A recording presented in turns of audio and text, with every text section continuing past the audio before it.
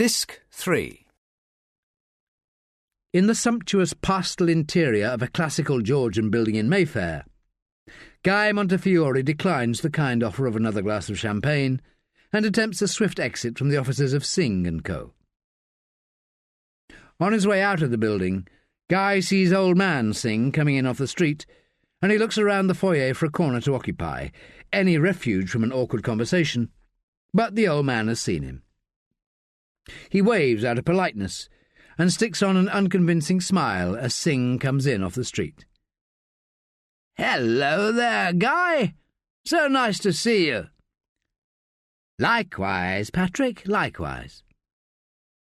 Guy extends a hand, feels the force of the old man's powerful grasp. "Everything fine?" says Patrick Singh with the tilted head of a confidant. "Everything," says Guy, summoning a stoic smile. Despite the pleasantries, their relationship is governed by contracts like Bibles, fees the size of operating theatres. "Fine, just fine. No more nonsense, eh?" "Not a bit of it. Sorry, Patrick." Guy hasn't actually stopped moving. "I'm already late." "Don't let them work you too hard," calls the old man as Guy slots into the revolving door. Guy Montefiore makes his way through the arch by the grapes and into Shepherd's Market. He veers right, away from the raucous apron of suited drinkers that spills into the small square. He is completely unaware of a man 20 paces behind. When he very first spied Montefiore, the man had expected a thin, balding, greasy fellow with a grey pallor and stained suits. What he got was younger, smarter, taller, broader. Someone you might see getting out of a Merc in the tennis club car park, giving you a firm handshake. He watches Montefiore hail a cab and climb in, and the man lets him go. He knows where Montefiore will be headed, and he takes his time getting his own cab. He isn't here to follow Montefiore. He knows him just about well enough, he thinks, but to test how close he can get. "Whereabouts?" says the cabby. "South Kem, for starters. Go through the park." They make their way through the fag end of the rush-hour traffic, and he sits right back, watches Hyde Park Corner and the top of Park Lane scroll by. This is the city he loves, yet it allows a man like Montefiore, and people just like him, to do the things he did and hold down a plum job. Staffe can't get his breath. Feels as if the life is being pushed out of him. He gulps at the air and braces himself for another onslaught.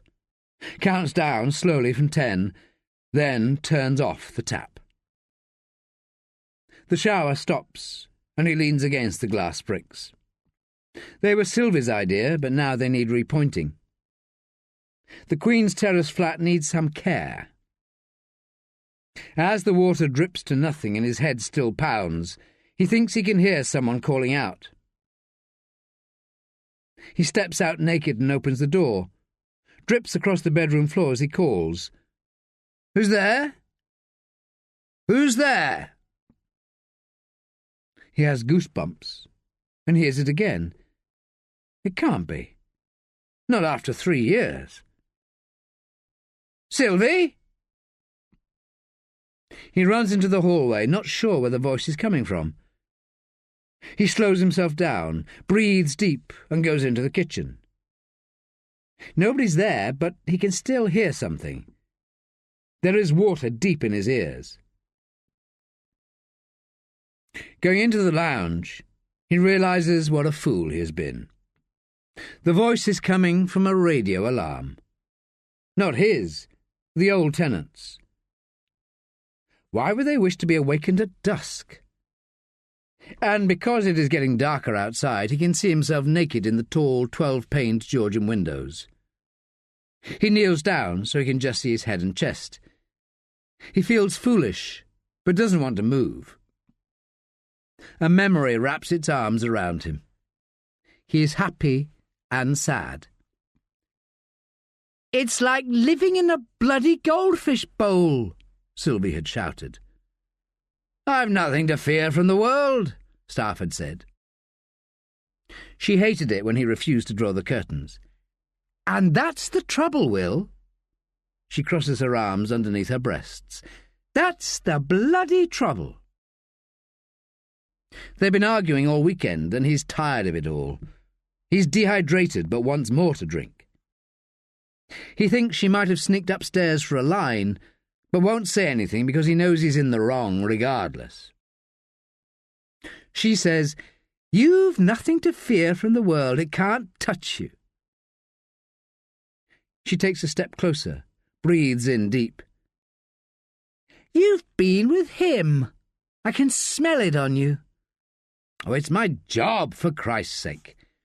"Draw the bloody curtains, Will." He looks at the floor, follows the pattern in the parquet. "And tomorrow you'll be off on the wild goose chase, I suppose. That's our time. You promised." "Oh, they're my parents. Jesus, if I can't—" "They've been dead 15 years. 19. I'm only 26, Will. I was 7 when they died. I'm too young to be playing second fiddle to old men and ghosts." "I'm too old for you." "Oh, no, you're not having that. You're just too bloody—" She's picking up her coat from the club chair by the window. She looks out of the window. "People can see us, Will. All I wanted was for you to draw the curtains and take me out for the day tomorrow. You know what day it is?" He knows. They've been together 3 years. The phone rings and she stops in her tracks. "Don't answer it, Will." "It's Jessup," he says. "You don't say."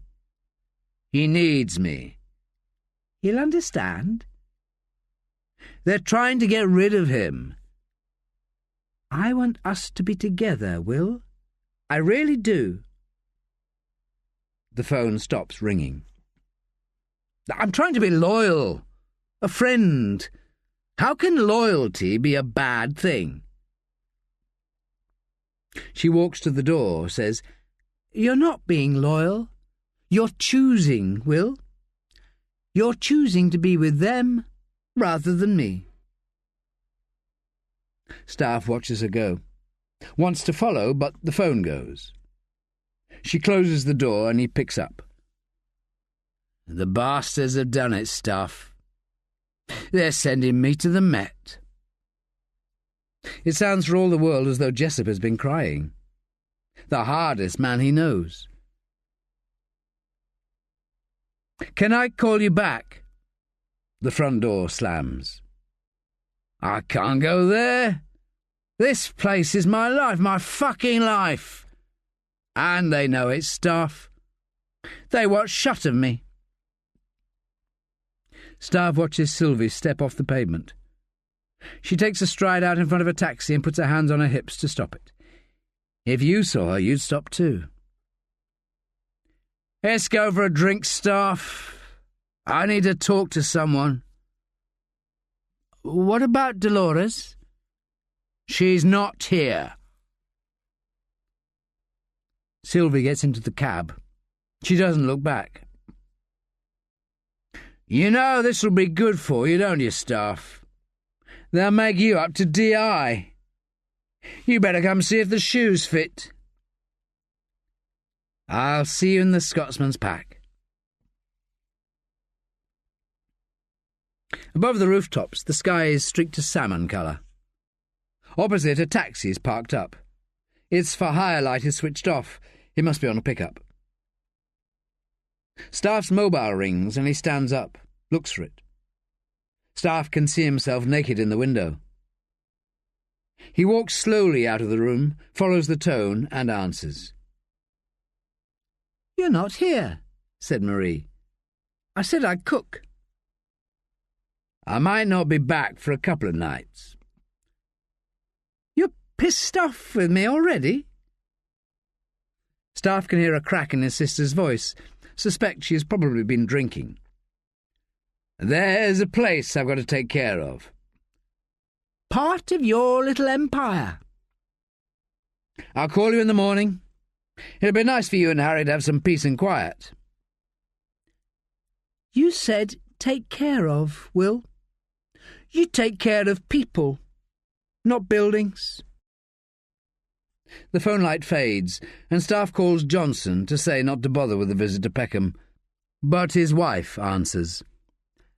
Hi, Becky. Is Rick there? He's out, she says, sounding annoyed. Staffe wants to tell her to keep an eye out for her man, that he's under pressure, and not to think he doesn't love her. But he makes an excuse and hangs up before he somehow puts his foot in it. He goes back into the lounge, watches the taxi parked opposite. It has been waiting a long time. He looks down at the picture of Carl Colquhoun on the cob writing table that the murdered man had, through some twisted rope burn of fate, repaired. The monochrome body is spattered with the dark grey of blood. To the right, the mad eyes of his killer. As he looks into the eyes, Staffe feels watched. His naked flesh pinches, and goosebumps spread all the way up to his arms, across his chest. He picks up the photo and switches the light off, peering out into the dark. Opposite, the taxi's lights turn on and it moves off. Staffe can't see if anybody had got in.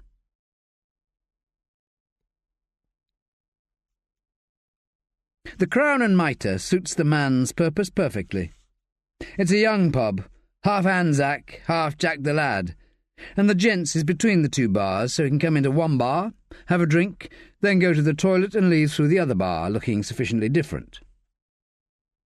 Now he wears a thin wind cheater and a baseball cap taken out of the small day bag. He has a feeling about tonight. Montefiore sits in the window of the Chat Noir, a down-at-heel French cafe run by an old couple from Lisbon. The girl, Tanya, is still just outside, standing with a group of other girls, all wearing the same type of short flared skirts. Some of them have podgy legs, some have spindly pins like yearling fillies. The girls are watching the skater boys, dressed head to toe in baggy T-shirts and hoodies and low-slung wide denim jeans with fat trainers, take runs at the low rail outside the Sainsbury's. It's where the pavement is widest, but still pedestrians have to step into the gutter to avoid them. If they complain, they're told to fuck off. The old folk think if they don't, they'll get happy slapped. Tanya cringes as one of the boys skates off, balancing on one leg on his board, crouching as he goes alongside an old woman who has stepped down into the road to go past them. The boy's on the edge of the pavement, so the old woman can't step back up off the road. A bus goes past, hoots its horn and makes the woman jump. The boy laughs.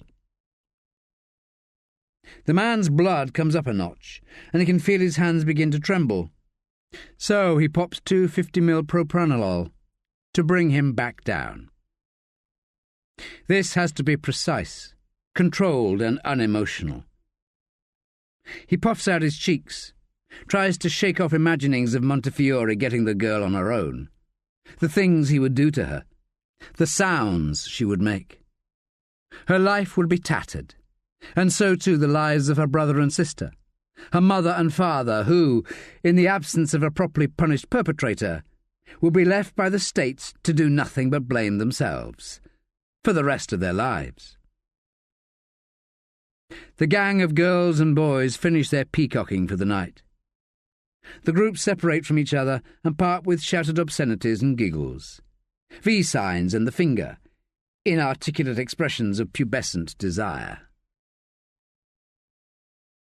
He walks past the Chat Noir, clocking the dark, moving shadow of Montefiore in the window, and follows the group of girls. They begin to splinter.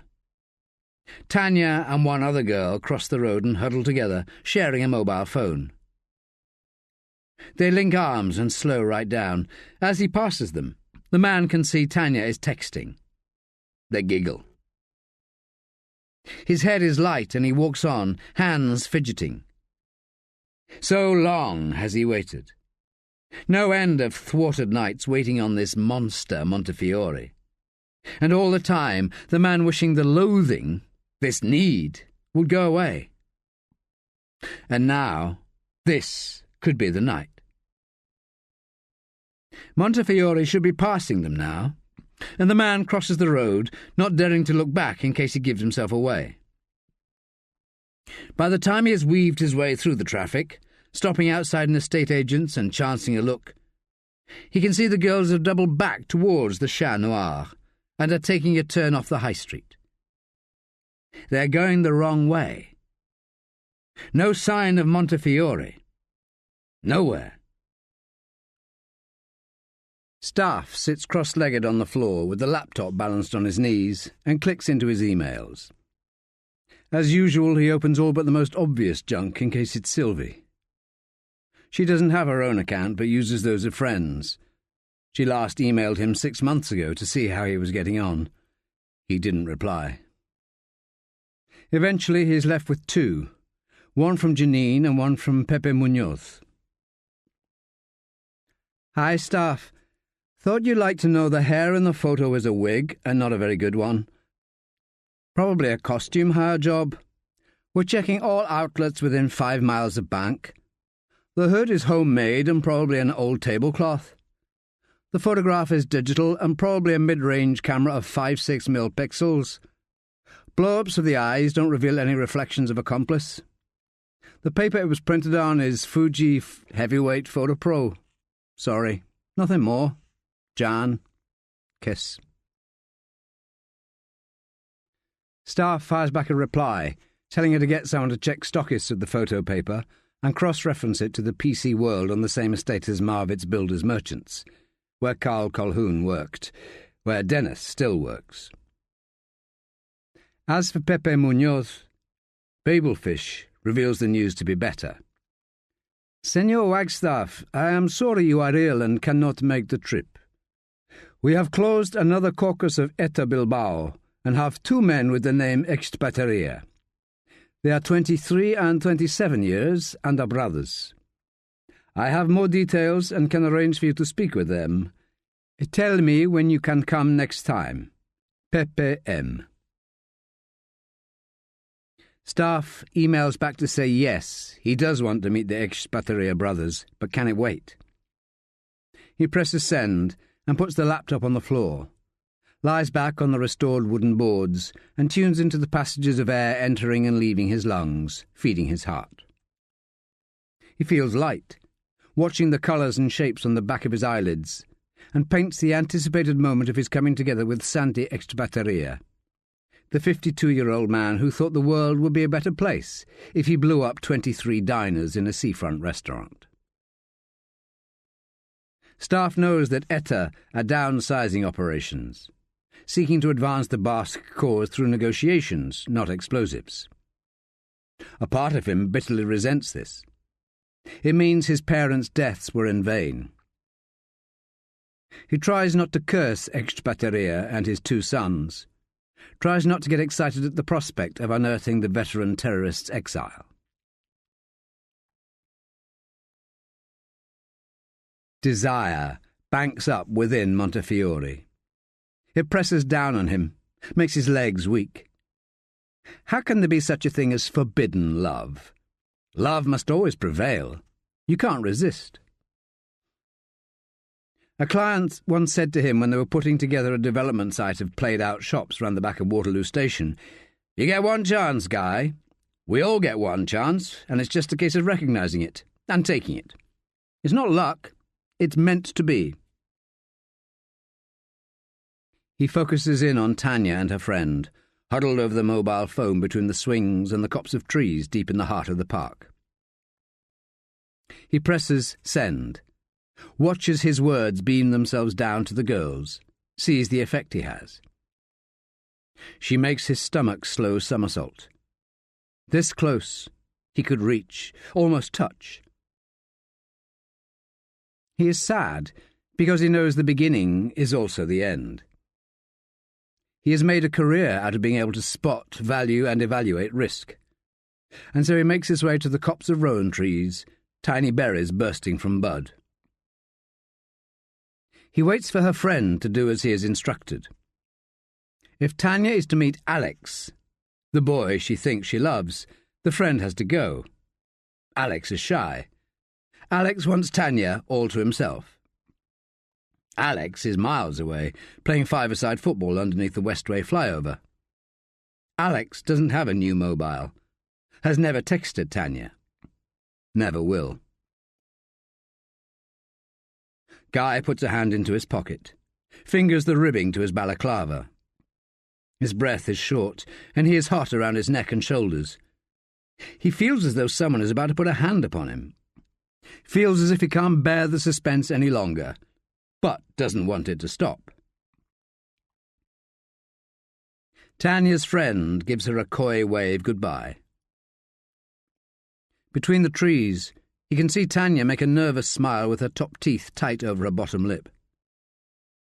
She gives a tiny shrug of her narrow shoulders, turns, walks towards Montefiore with her head down, her shoulders turned in, as if she is ashamed of her young, beautiful body.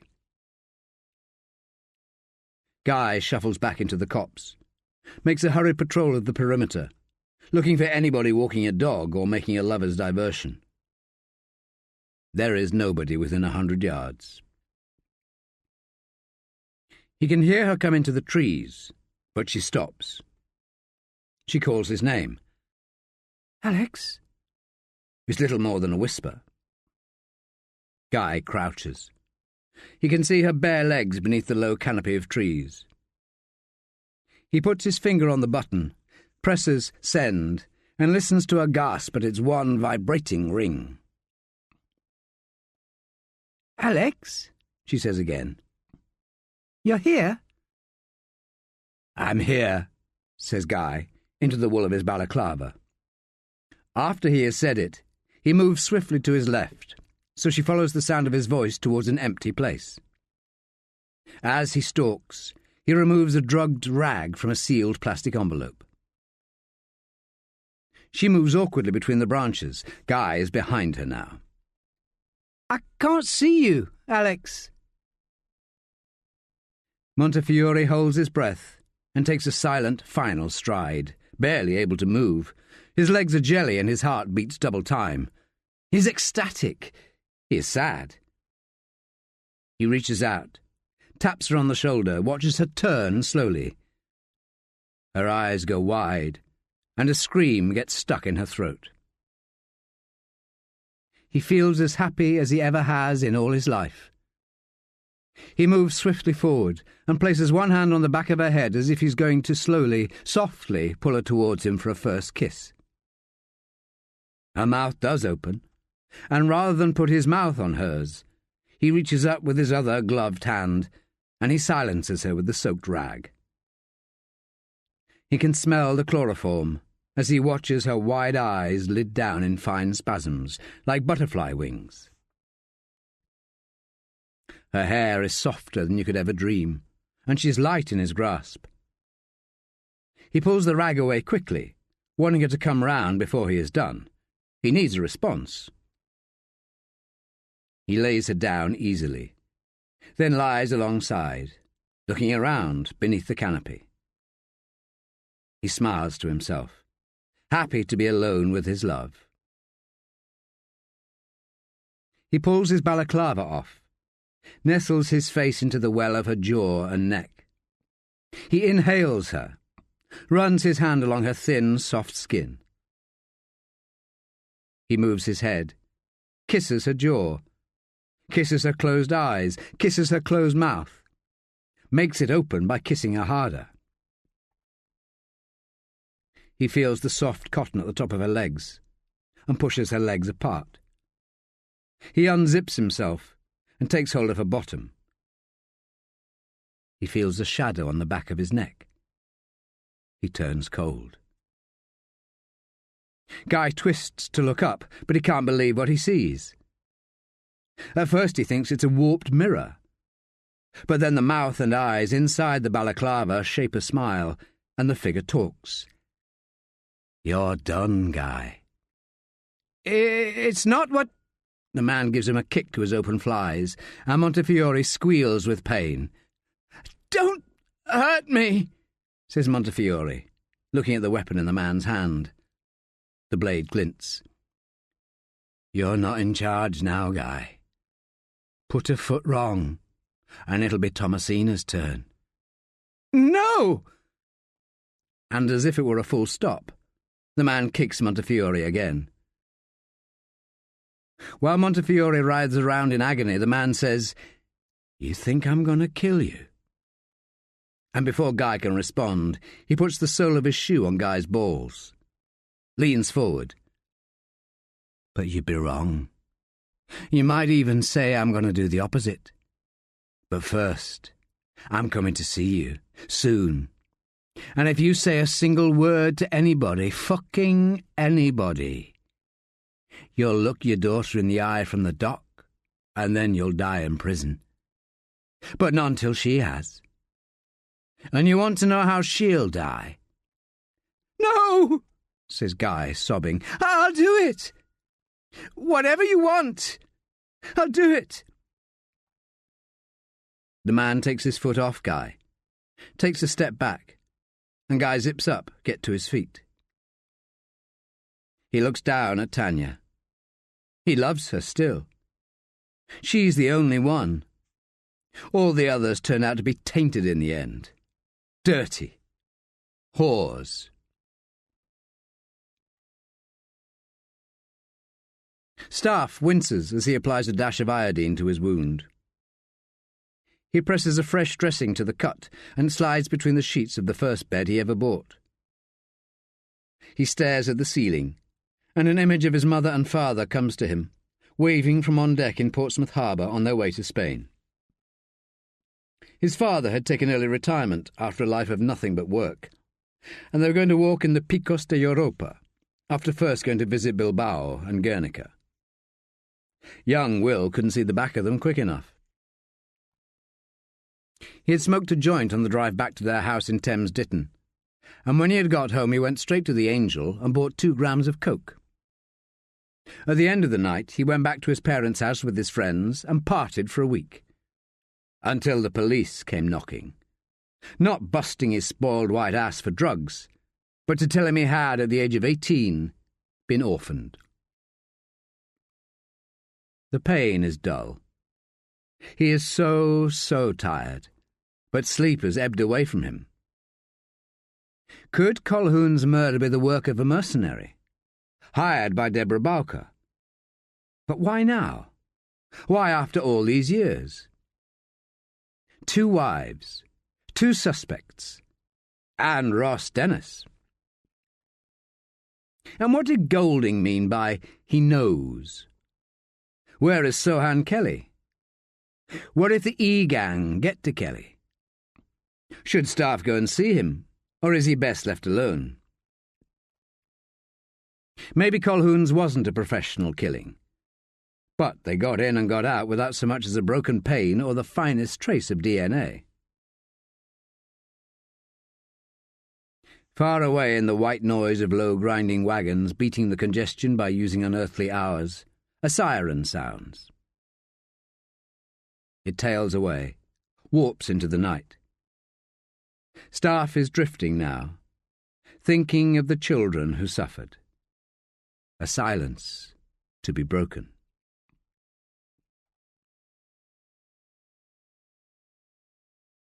Johnson shows his warrant card to the minicab driver and tells him to fucking wait, unless you want someone to have a real good look over this piece of shit. There is no response from 26D, so he buzzes the downstairs and is told that Paolo Di Venuto will probably be in the Golden Fleece. "What's he look like?" says Johnson. "Who are you?" "Police. Bet you got someone in your place, maybe growing a bit of weed, cooking up some sea meth." He takes a step back, looks up at the peering face at the curtains, holds up his warrant card and smiles. The intercom crackles. A skinny fuck with long hair. He'll be in a jean jacket and a white vest, combat shorts. Never fucking changes. Johnson checks his watch. Can't afford to hang around, so he tells the minicab driver to wait up outside the pub.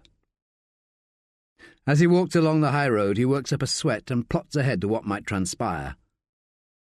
He feels weak, and knows he should have sorted himself out before he came. He stops, hands on knees, and gulps at the air, shakes himself down. "The fuck you looking at?" he shouts at a couple of youths. One black, one white, both looking for trouble. But they stop dead when they see Johnson's face, look down at his big clenched fists. They cross the road muttering, and he strides off, the blood flowing through him now, as he pictures Di Venuto, pictures him beating up on Staffe's sister, pictures him turning her over, pulling off her pants, pressing her buttocks out, softening her up. The Golden Fleece is 50 yards away.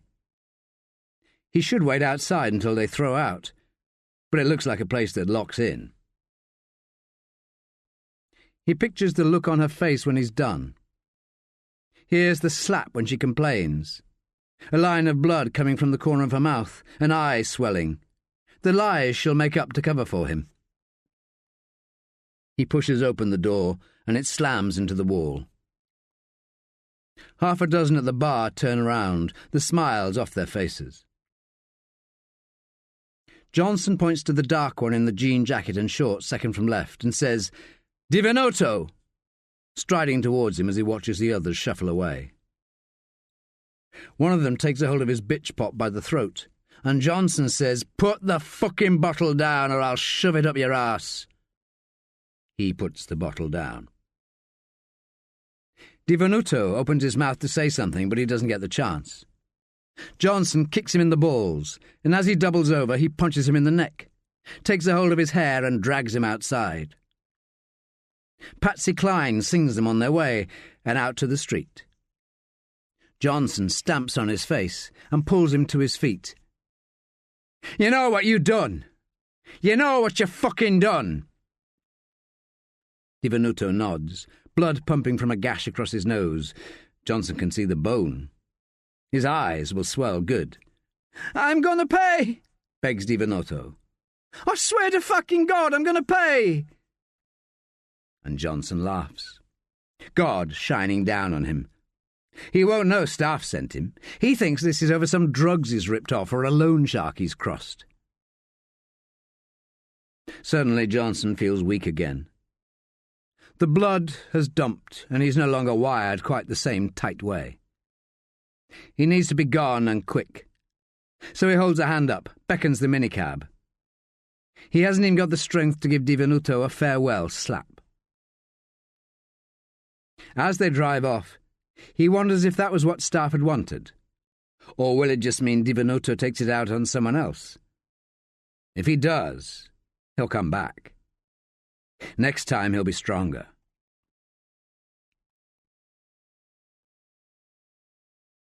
Guy takes a draught of wine. His heart beats fast and his fingers tremble. This is the deepest night can be. It is at its most silent. Soon the birds will sing, and the newspaper boys will stir. He hears the soft metal of the gate's latch, and quickly drains the glass. He stands, looks at his watch. It is 4 minutes to 3.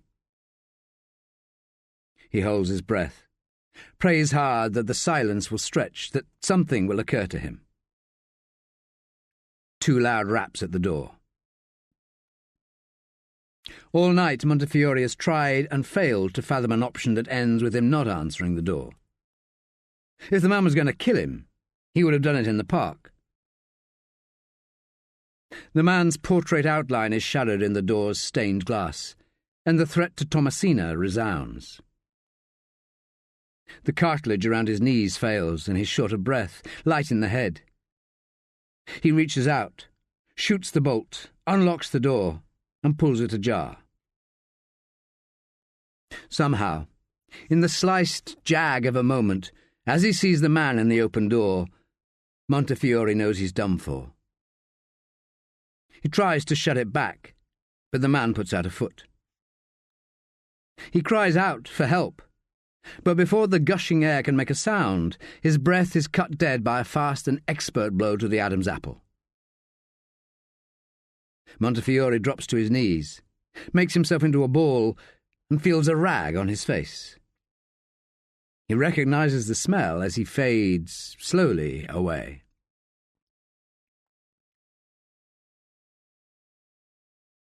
Montefiore is dead still. He is naked from the waist down to his church's shoes, gagged with gauze, and streaks of blood run from his eyes down his cheeks. The final touches are applied. The tiny video camera is propped up, so it takes in the whole of Guy Montefiore. His misshapen frame on the screen, bound up to a metal cross, made up from interlocking high-tensile aluminium tubes. The cross is in turn suspended from the ceiling by 3 lengths of rope. There were originally 4.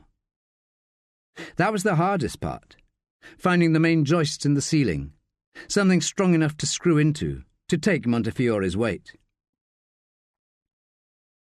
Montefiore's thighs are bound to his chest with wagon lashes, and he looks as if he's suspended in mid-air, jumping into a swimming pool. Bombing, they used to call it. Each of the 3 remaining ropes vary in length. Each rope has a number pinned to it. 1, 2, 3, 4. Inside Montefiore, entering his body via the anus, is a 5-foot length of 2x2.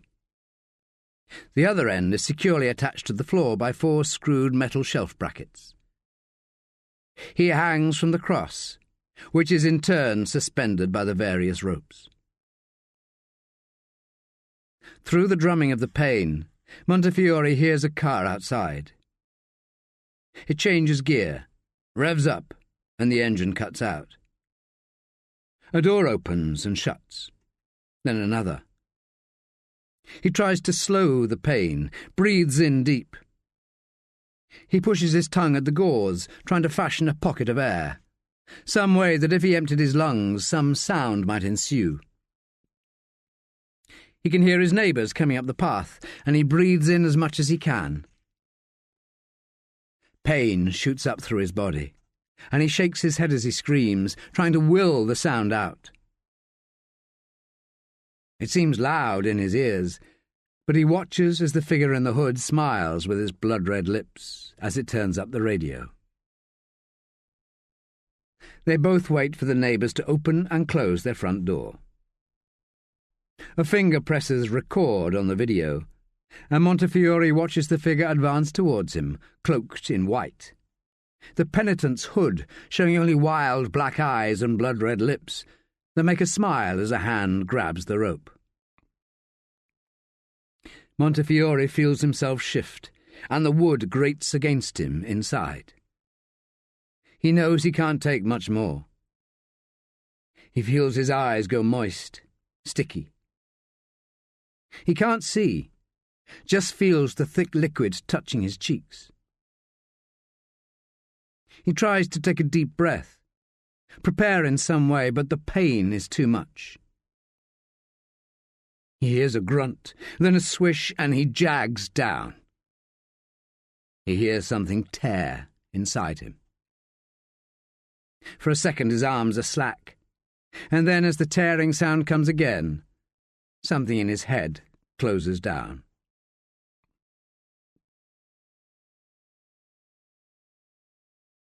The phone cuts into the night with a shrill tone. "Who is it?" says Staffe, drowsy. "No time to sleep, Staffe. Not if you're going to get to the bottom of this." It is a woman's voice. "Who is this?" 48 Billingham Street, W8. We've got a fresh one for you." "What?" The phone clicks dead.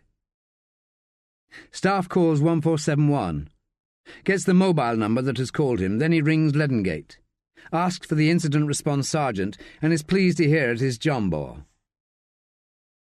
"I need backup down at 48 Billingham Street, John." Never heard of it. It's W8. What are you doing, Staffe? That's Met country. He's known Johnbore ever since he was first to DC under Jessop's wing. Johnbore used to be under that wing too, but he got so he didn't want any more of the streets. He cared more about his family. It all but broke his heart when Jessop was moved to the Met. I got a personal call at home, for Christ's sake. You're not at home, says Johnbore. This number you phoned from, it's not home. What? The penny drops. Whoever called him knows him too well. Who would know he was staying here tonight? What did they say when they called? We've got a fresh one for you. That could mean anything. It was a woman, John, and I don't think it is anything. I reckon it's connected with the lime kiln. I have to call the Met, sir. The Met? Just give me 2 men. It's what we have to do. I don't like it any more than you. Well, at least get me a warrant for entry and search. Send it down with Johnson. Will, you shouldn't... But Staffe hangs up. Figures he can get there before the Met do. He has to get there first. There's no time to shave or clean his teeth. He just gets into yesterday's clothes. He is running out the door when a shiver shoots right the way down him. He takes a breath, goes into the kitchen for his 3-inch steel-handled Sabatier paring knife. Staffe switchbacks onto and across the Cromwell Road. He keeps the Peugeot in second all the way, and as he pulls off the North End Road, he reckons he will have 15-20 minutes before Johnson gets there, and the Met. He ushers a chant to slow his racing blood, clear his muggy head.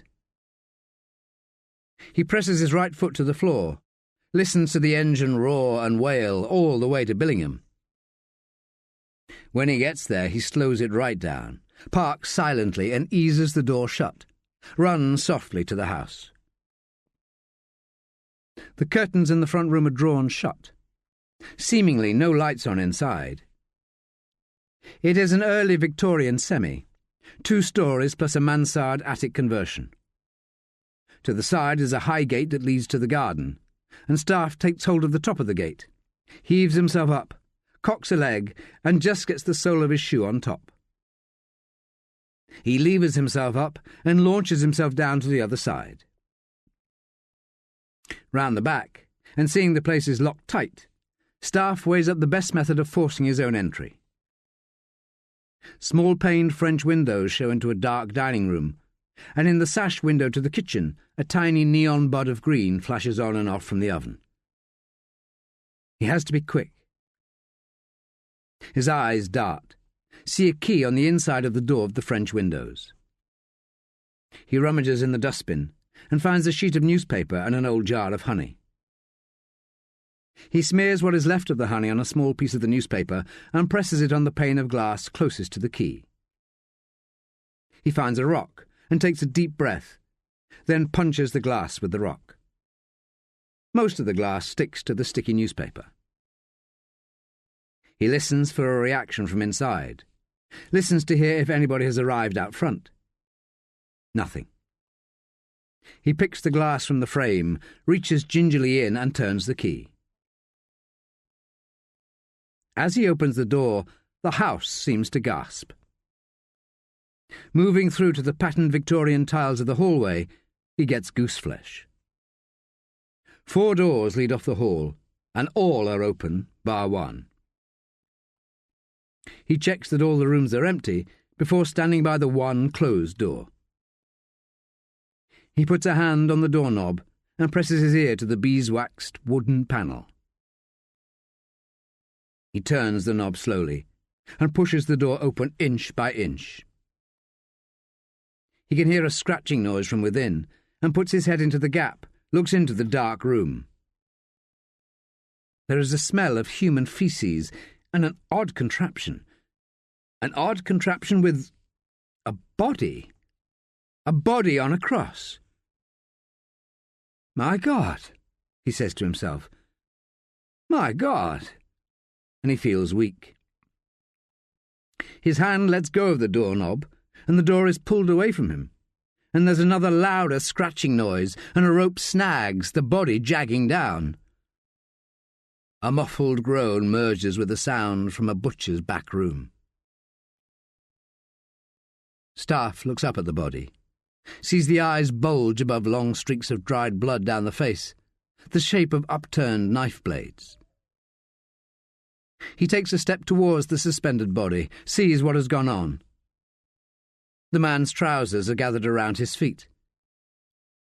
He looks away as soon as he sees the wood, where it has gone, and he runs to the front door. It isn't bolted from the inside. On the street, a police car pulls up, blue lights flashing but no siren. 2 armed officers leap out of the back. Staffe raises his arms, holds his warrant card aloft. I'm police! I'm police! Call an ambulance! Quick! Tell them to be quick, for God's sake!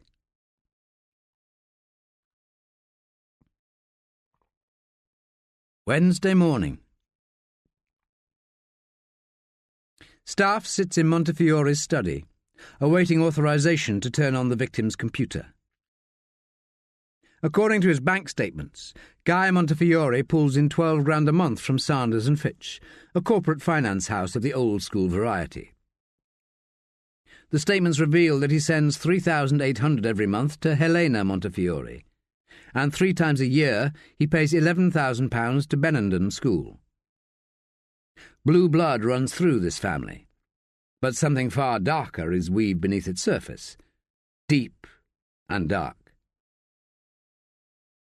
Jombo telephones, saying Johnson is on his way to sort out the warrants and to give Staffe the all-clear accessing Montefiore's computer. Staffe hangs up and watches the antivirus programs power up, then clicks his way into Guy Montefiore's recent programs, the last websites visited. 2 are enough. Much more than enough for Staffe. He tries to blink away what he's just seen. Photographic images of young girls and grown men, and far, far worse than what he has witnessed in the flesh this week. He tries to steel himself to bring to justice the person who violated and tortured Guy Montefiore. The images of the young girls scroll up on the back of Staffe's closed eyes. Some hadn't reached puberty. Josie Chancellor stands in the doorway of Montefiore's study. These Met boys aren't too keen having us around. I had a hell of a time getting in here. He swivels in Montefiore's captain's chair, to and fro, turning his back on the casement windows. The leafy green street outside, lime-hued light hazing through the trees. What have you got? Pennington wants to see you, now. Sooner, if possible, he said. She sits down opposite him on a low-slung leather Chesterfield, crosses her legs and starts giving it to him. The initial read on the gag has come in. It's a different fabric to the Colquhoun murder. But the same method was applied. No. I've checked against the photos from the lime kiln, and they're different knots. They're saying it's a different M.O., a different person. Or the same clever person. His mobile begins to vibrate, and home appears on the screen.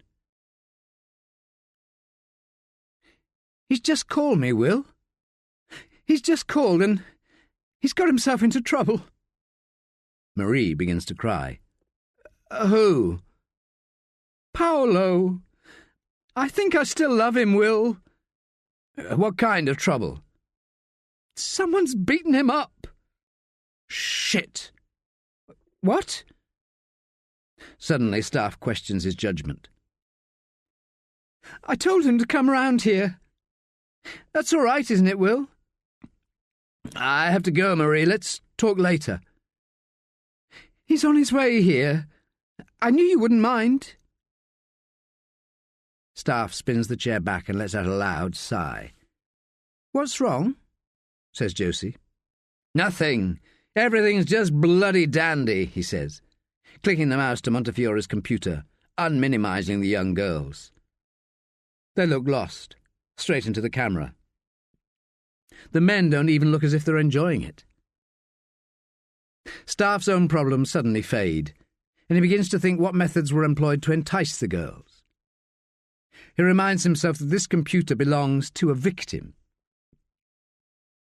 Different fabric, different knot. One they killed, one they let live.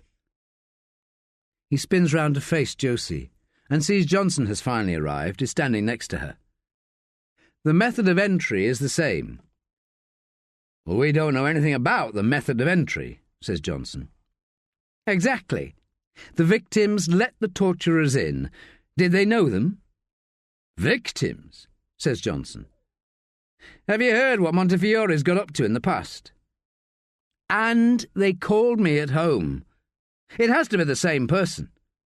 They called me to put the last nail in, to cut the last rope to send that thing right up him." "He's going to make it. The hospital rang the station," says Johnson. "They didn't want him dead." "When can we talk to him?" "Not for a while." "I can't believe the Met are saying it's not the same person," says Staffe. "It's just so they get the case." "And we're saying it's a serial case so we can keep it." Staffe gives Johnson his dirtiest look. Holds it until Johnson can't stand it any more. He needs to talk to him about Paolo Di Venuto, but that'll have to wait. Johnson looks away and Staffe stands, chest jutting out. "I'm saying it is a serial crime because I believe it to be the case. There is sufficient evidence, and my experience directs me to believe it. If you or anybody from the Met has a problem with that, then we can have it out with DCI Pennington. Otherwise, I'd thank you to do your best to gather the evidence. Do you get me, Johnson?" He nods. "Let's go see Pennington. You can tell me what you know about Montefiore." Johnson drives Staffe up to Ledengate, his sleeves rolled up and the tendons of his thick white arms taut. "Oh, we got the trace on the phone that called you. It's Montefiore's mobile." "Shit." There are a couple of specks of blood on Johnson's shirt and a sheen of sweat all over him, face, neck, arms. Staffe blames himself for his sergeant's state and twists in his seat to face him. "You weren't exactly subtle last night, were you? Well, that greaseball down in Peckham. Jesus, man, he had it coming." Staffe could tell Johnson that, thanks to his efforts, the greaseball is now living in his house. But he's not one for dirty laundry in public. "You went a bit further than I wanted." "Well, he started it, sir." "You didn't let him know who you were?" "The prick thought a dealer or a loan shark had sent me." As they come out of the northern end of Hyde Park and shimmy along the one-ways round the back of Oxford Street, Staffe considers what his team has gleaned about Guy Montefiore. A history with the CPS. He was briefly suspected 3 years ago of assaulting a young girl called Sally Watkins. Montefiore is as far along the social scale from Carl Colquhoun as you can get. So far apart, they'd almost meet the other side, which they have, in terms of the crimes alleged, the charges which the Crown never pressed. It seems they share common ground when it comes to the vengeances exacted upon them. The charges never pressed, thinks Staffe. 2 men never brought to justice, neither on the sex offenders register. "Tell me what you know about the wife." A vein in Johnson's neck bulges. "According to the statement she gave RWPC, she left him 3 years ago. They got a young girl of their own, Thomasina. She was 11 then. God knows if they told her what he'd done to the Watkins girl." "How old was Sally Watkins when he did it?" 12. Except we can't say he did it, can we?" Johnson is practically spitting his words. "Because the fucking CPS dropped it." "How did it get reported?" "Well, this is the weird thing," says Johnson. "Montefiore's wife fingered him. The Watkins' mother and father went round to see her, and she called the Met. Jesus, we need to see her. Within a month, his QC had got the CPS to drop the charges. As they turn onto Ledengate, Staffe sees a large van parked up outside the station, a uniformed constable about to give it a ticket. "Oh, for Christ's sake, Johnson, tell that bloody Boy Scout not to book that van." "Whose is it?" "Mine, for the day. Which reminds me, there's something you can do to make up for last night." "You should have waited," says Pennington. He sits erect behind his own desk, nothing but a laptop, a notebook and a phone to clutter his world. "You knew Montefiore is in the Met's jurisdiction." "I was responding to an emergency." "The door was rigged and you went storming in ham-fisted. How does that look?" Staffe knows that with Pennington you can't give an inch. "They called me at home." "You could have walked into a trap." "I called John Bohr and requested backup. I had cause to believe it was an emergency, especially after Colquhoun." Pennington takes pause, leans back in his chair and does a majorette's twirl with his pencil. "The Met beg to differ about a connection." "Oh, for Christ's sake, sir, the same people have to be involved with both." "You know the implications for our resources. We are not the Met." "You're worried about money, sir. Is this all a matter of budget?" He looks at Pennington, sees a hard-nosed detective reduced to playing accountant, shuffling resources. Every year the targets go up, the pay budget comes down. Unless you can get your force to work harder for less, crime's going to have to crack itself. "Will?" Pennington leans forward, and as soon as he hears his Christian name, Staffe knows the DCI is about to test him.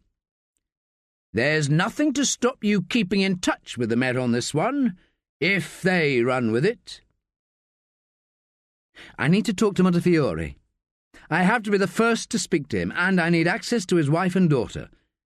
And I have to talk to Sally Watkins." Staffe feels hot beneath the collar of his suede jacket. "Oh, for Christ's sake! Anyone can see these cases are practically identical. Meanwhile, we've got Leanne Colquhoun being held." "She is still a suspect. I've seen the statements, and if Carl Colquhoun did go to Margate and touch up those poor kids, that's a bloody good motive, no matter whether she loved him or not." "How could she have got to Montefiore if she was in our custody?" "As we speak, these are two separate cases. I'm asking you to liaise with the Met, Will." "Give me 2 weeks. 2 weeks with full support." "I can't do that." "They called me at home. There's something personal going on here." Pennington nods. "And..." Staffe thinks about the ropes, numbered 1, 2, 3, 4. The last one to be cut was 3. Could Montefiore be the third? That would mean Colquhoun was the second. "Staffe," says Pennington. "And if Colquhoun was the second, maybe they should be looking backwards for a pattern." "Staffe, if they are playing you along, and quite frankly I think that sounds a bit fanciful, why give them what they want?" "I can't find Carl Colquhoun's killer unless I follow up on Montefiore. I am sure of that." "I'm worried about you, Will." He looks past Staffe to the door, lowers his voice. "Sohan Kelly's car was torched last night." "You said you had taken care of him." Pennington looks at Staffe's bandaged wrist, dirty from the morning's exertions, with petals of blood seeping through the lint.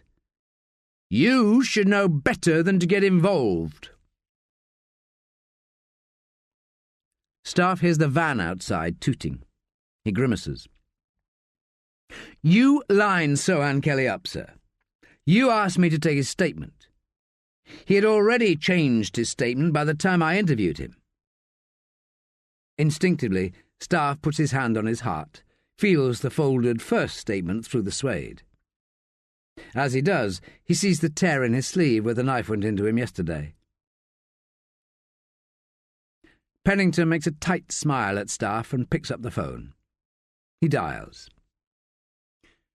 Jeff, I've got my DI here, and we'd like to run with the Montefiore assault for a few days, if only to eliminate the case as a link to the Colquhoun murder. He nods. Says, but this is a critical time for us, too. We'll copy all the evidence to you, send transcripts. I can assure you, Jeff, we'll bend over backwards for you. Yes, very funny. He makes a fake laugh, which must work. Thanks, Jeff. He puts the phone down and logs the conversation in his notebook, leans back and says to Staffe, You've got a week, and your liaison at the Met is Smethurst. You know Smethurst, don't you? Yes, sir. Just make sure you get something. This could cost me. And if it does, it'll cost you too. Thanks, sir. I don't want your thanks, Staffe. Pennington picks up a file, hands it to Staffe, readjusts his glasses to the end of his nose, and turns his attention to his laptop. On the stairs down, Staffe opens the file and takes out the photograph of Carl Colquhoun's Ku Klux Killer, and reads the imaging notes, squints at the remastered enlargement of the supposed killer's face. According to imaging, they've tried to extrapolate the width of the shoulders and hips, the hands, the shadows above the lips, but they cannot be sure whether it is a man or a woman. Staffe sees Stanley Buchanan a flight below. He skips down to catch up and slaps Buchanan on the shoulder. Now then, Stanley, he says, tell me why we should release your client and make it good. I think we've held her long enough. What the hell do you want, Staffe? Justice, Stanley, same old, same old. He's about to drip-feed Buchanan the prompt to get Leanne released when Pulford comes in through reception. Can I have a word, sir? I'm sorry, Stan. Wait here, will you? As they go outside, they get a blast of heat. Pulford says, Is Deborah Bowker, sir. She did come back to England, according to Budget Air, except she travelled as Deborah Colquhoun. So I checked with the Secretary of State, and her old passport was sworn as lost. Sounds fishy, don't you think? Clue up on the extradition procedures. Don't do anything yet, just be ready if we need to get her over here. And check the BA flight times from Tenerife into Heathrow. Pulford nods, clearly pleased with himself. Weird thing is, sir, she travelled alone. She left her kids in Tenerife. I've been looking at the case notes for her kids, Danielle and Kimberly. I've seen them. Both the girls said Carl Colquhoun touched their genitals too much when he bathed them. He gave them baths until they were 7 and 9 years old. Danielle Colquhoun told her mother what was happening when Colquhoun started bathing the younger one alone. Sound familiar? Just like Calvin and Lee Angelique Colquhoun, says Staffe. Except Deborah Bowker went to the police. How long was she here on her last visit? It was 6 weeks ago, and she stayed for a week. So far, there's no evidence that she met up with Carl Colquhoun. Leanne Colquhoun called Bowker a fucking whore, sir. There's no love lost there. Staffe smiles. Says, all the more reason to release them from their captivities, hey? He slaps his hands and goes back in to see Stanley Buchanan. Thanks for doing this, lads, says Staffe, taking his favourite armchair from Pulford, who is standing on the tailgate of the van. It is a 19th century American spoonback, and the last item to be loaded off. "You've got some fancy shit, if you don't mind me saying so." Johnson is sitting on the step at the front of the house in Queen's Terrace. He looks tired, and Staffe would love to be able to tell him to get himself home, but he knows the subtext. Johnson will be damned if he'll let Pulford get ahead in any respect. Staffe hands the chair to Johnson and stands back, drags his forearm across his sodden forehead, and looks up at the windows of his flat. He thinks of Sylvie, and immediately claps his hands, shakes the thought away, shouting up to Pulford, "Come on! Let's get down to the Villiers estate." "Sally Watkins," says Pulford. Staffe goes across to Johnson, lowers his voice. "I need you at the station. I've got something I'd like you to do for me." He ushers Johnson towards the house. "Check back. See if any other similar crimes have taken place in the last 2 or 3 years." "Similar crimes? We'd remember." "Well, further afield. Check the Met, even Thames Valley." "What are you saying, sir?" "Let's just see if there's anything in the past that might connect, that's all." "Are you taking this a bit personal, sir?" "Let's just pretend I'm in charge, Johnson? Just pretend that you're here to do as you're told. It's just... Yes, I know. This would have been your case if I'd taken my leave, and it would probably be in the hands of the Met already, but it's not, Johnson, it's mine. Now here," he tosses the key to the van, "take the van back to the compound, and Johnson... Sir, I want you to know I appreciate everything you do." Johnson forces a smile, far from heartfelt. "How many houses you got, sir?" says Pulford, as they park up outside the Kilburn lockup. "What kind of a question is that to ask your boss?" Staffe opens the lockup door and pulls the dust sheet off his other car. "Jesus, sir," says Pulford. "You stay there and lock it straight up as soon as I pull out," says Staffe, tossing Pulford the keys to the lockup. Staffe fires up his pride and joy, his Series 3 E-Type. He knows exactly what kind of cliché it is, knows most people will think he uses it, like most men who've rounded 40 would use it, to help attract the ladies, help somehow turn back the years or stem a receding hairline. Not Staffe, though. He loves this car because his father did. With the top down and driving down to the Villiers estate along the A24, it's a breeze. Through Clapham South and Balham and Tooting, Staffe drives it without irony. When he sees the signs for the A3 and Guildford, he feels sad. For the main part, the E-Type sat in his father's garage, but occasionally, on Sundays, his dad would take young Will out for a spin, up the A3 to Kingston Hill. He always thought it strange that his dad didn't take his mother. She could look beautiful with her headscarf and dark glasses, like something from the movies. On the way back, they'd drive real slow through Richmond Deer Park. The closer they got to home, with the Thames like a silver ribbon running to Hampton Court, the less they spoke, as if they knew life was waiting for them.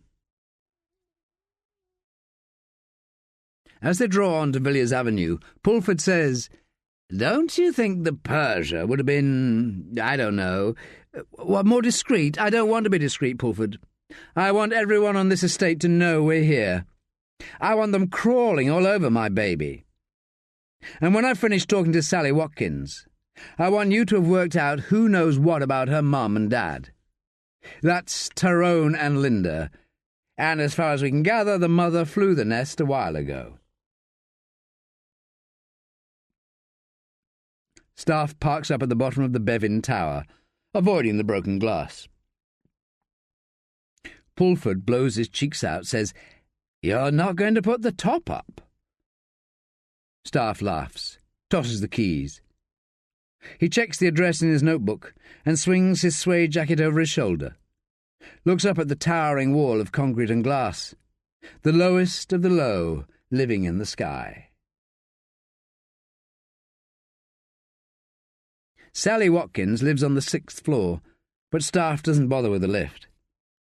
The way things are going, he won't get a run today, and he takes the stairs 2 at a time, pauses to get some breath on the 4th, and looks down, sees a gaggle of people already gathering around the E-type.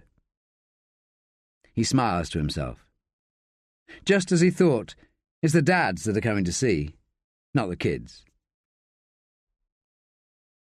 Tyrone Watkins lets him in, and immediately Staffe can't imagine him doing what was done to Montefiore.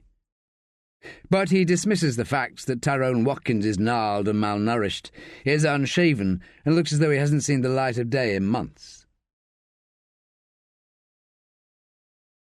Tyrone runs a neat ship.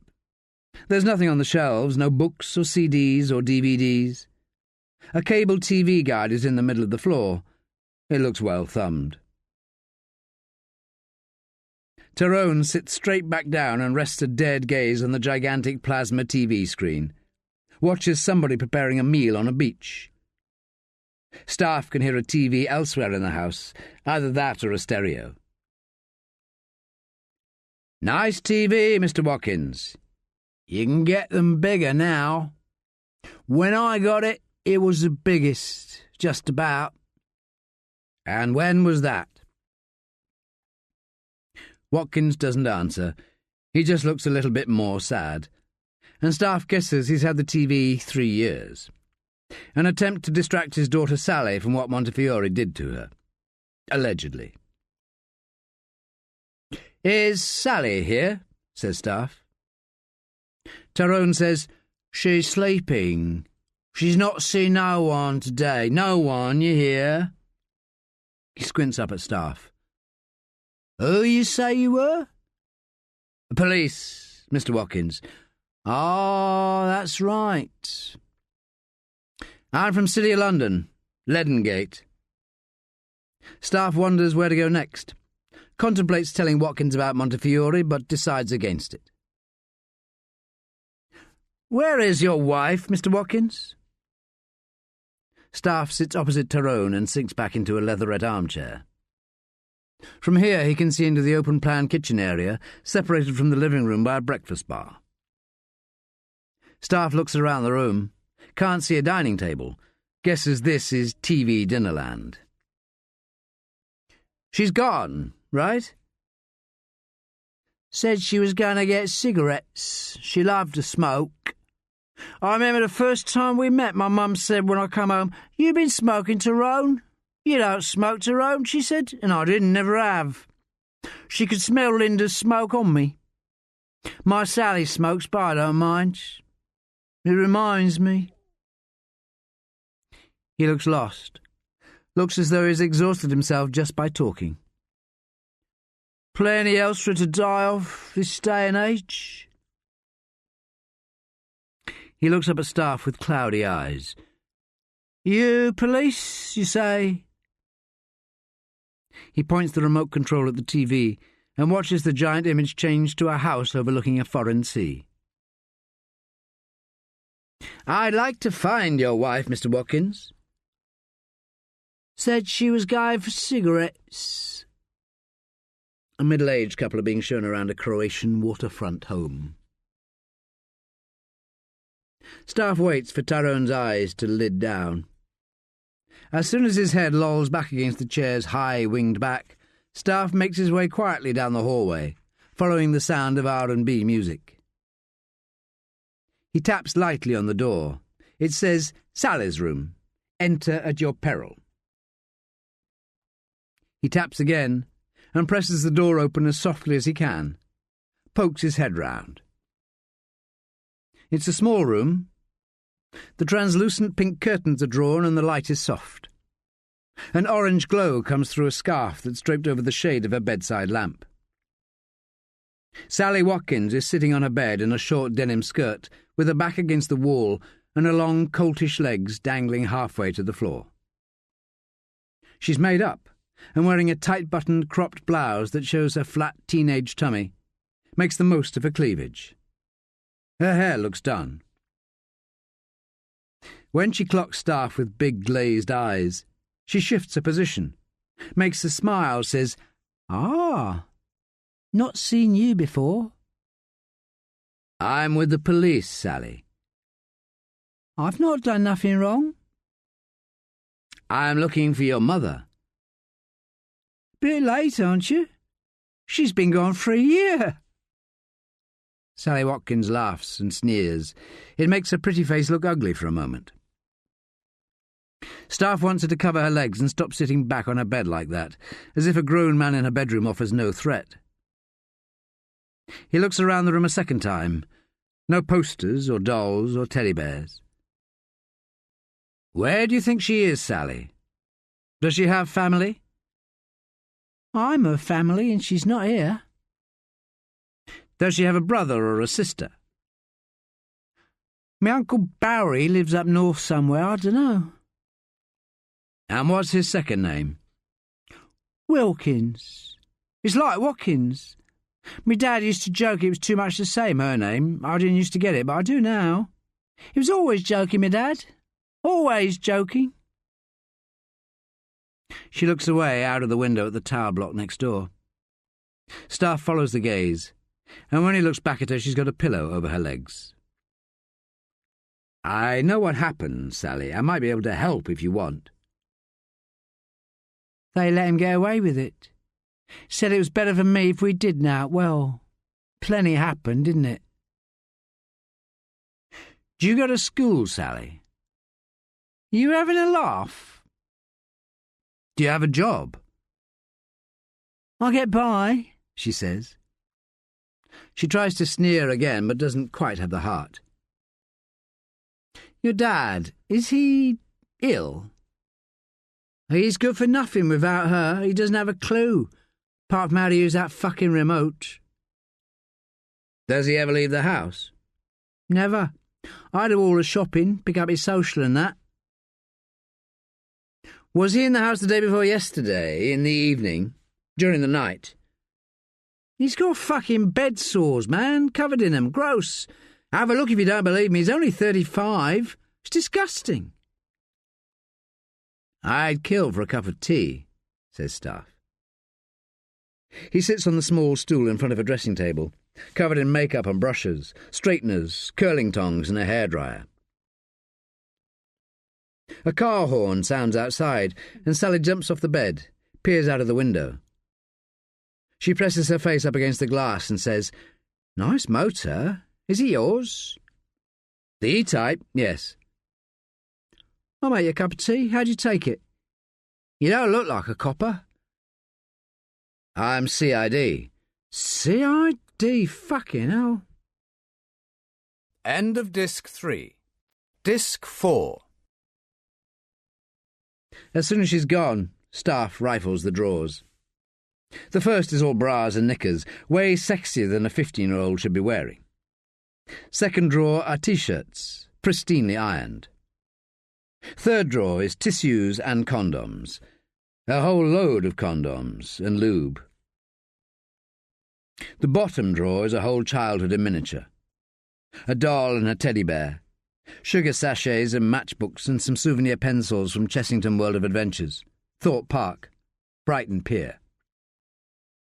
There's a stack of photographs with an elastic band around, and a slim stack of letters still in their envelopes, all open with a knife. The top postmark is 6 months ago. Middlesbrough. Staffe is on his knees when the door creaks back open. He sees her milky white legs and his heart sinks. "If you'd asked, I'd have told you. You didn't need to go snooping," says Sally Watkins, standing in the door. "The kettle's boiling." "Sorry," says Staffe. He looks up, wants forgiveness. She makes a smile without the sneer and says, "I'm going to have a sandwich. You want one?" "I'd love one, Sally. I'll come and give you a hand." She leads the way, saying as she goes, "Looking for me mum, eh?" In the kitchen there's just two of everything. Knives, forks, dessert spoons, teaspoons. He opens a wall cupboard and sees sad pairs of side plates, dinner plates, cereal bowls and mugs, all neatly stacked.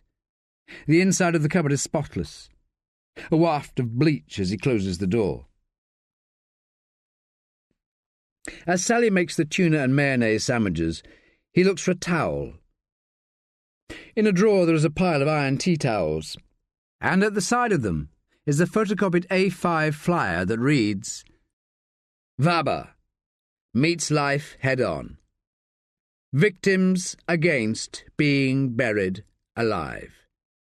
Vaber." Staffe knows what they're getting at. The need to move on, to reclaim your life after being sinned against. But he can't see any amount of victim support working for Tyrone Watkins, or Sally. "Here you are. Tuna Marie Rose." She hands him the sandwich. "I put a bit of tomato puree in with the mayo, makes it go pink. It's better with seafood, see? My mum taught me to do it." "Sally." "You want to look at them letters, don't you?" "Would you mind?" "What do you want my mum for? He done it again? That bastard done it again?" "He might have." "I'll get the address. You don't have to read the letters, do you?" Staffe wants to read the letters, realises they might hold clues as to what Linda Watkins has been doing. "Not if you don't want," he says, "but they might help. It'll be just me reads them, I promise." She looks at him and smiles, says, "I'll get them." She takes a cigarette from a packet of a budget brand and lights it too deftly with a Zippo lighter she pulls from the back pocket of her little denim skirt. Staffe takes a bite of his tuna Marie Rose sandwich and chews, swallows it down against his will. Far too sweet. It's a kid's snack. He tears off a piece of kitchen roll and wraps the rest of the sandwich, puts it in his jacket pocket, waits for her to come back. He finishes his tea and goes to the door, calls out, "Sally, you okay?" There's no sound, just the whiff of burning getting stronger.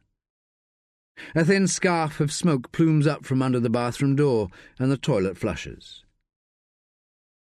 Sally Watkins appears, Zippo in hand and wearing a sad face.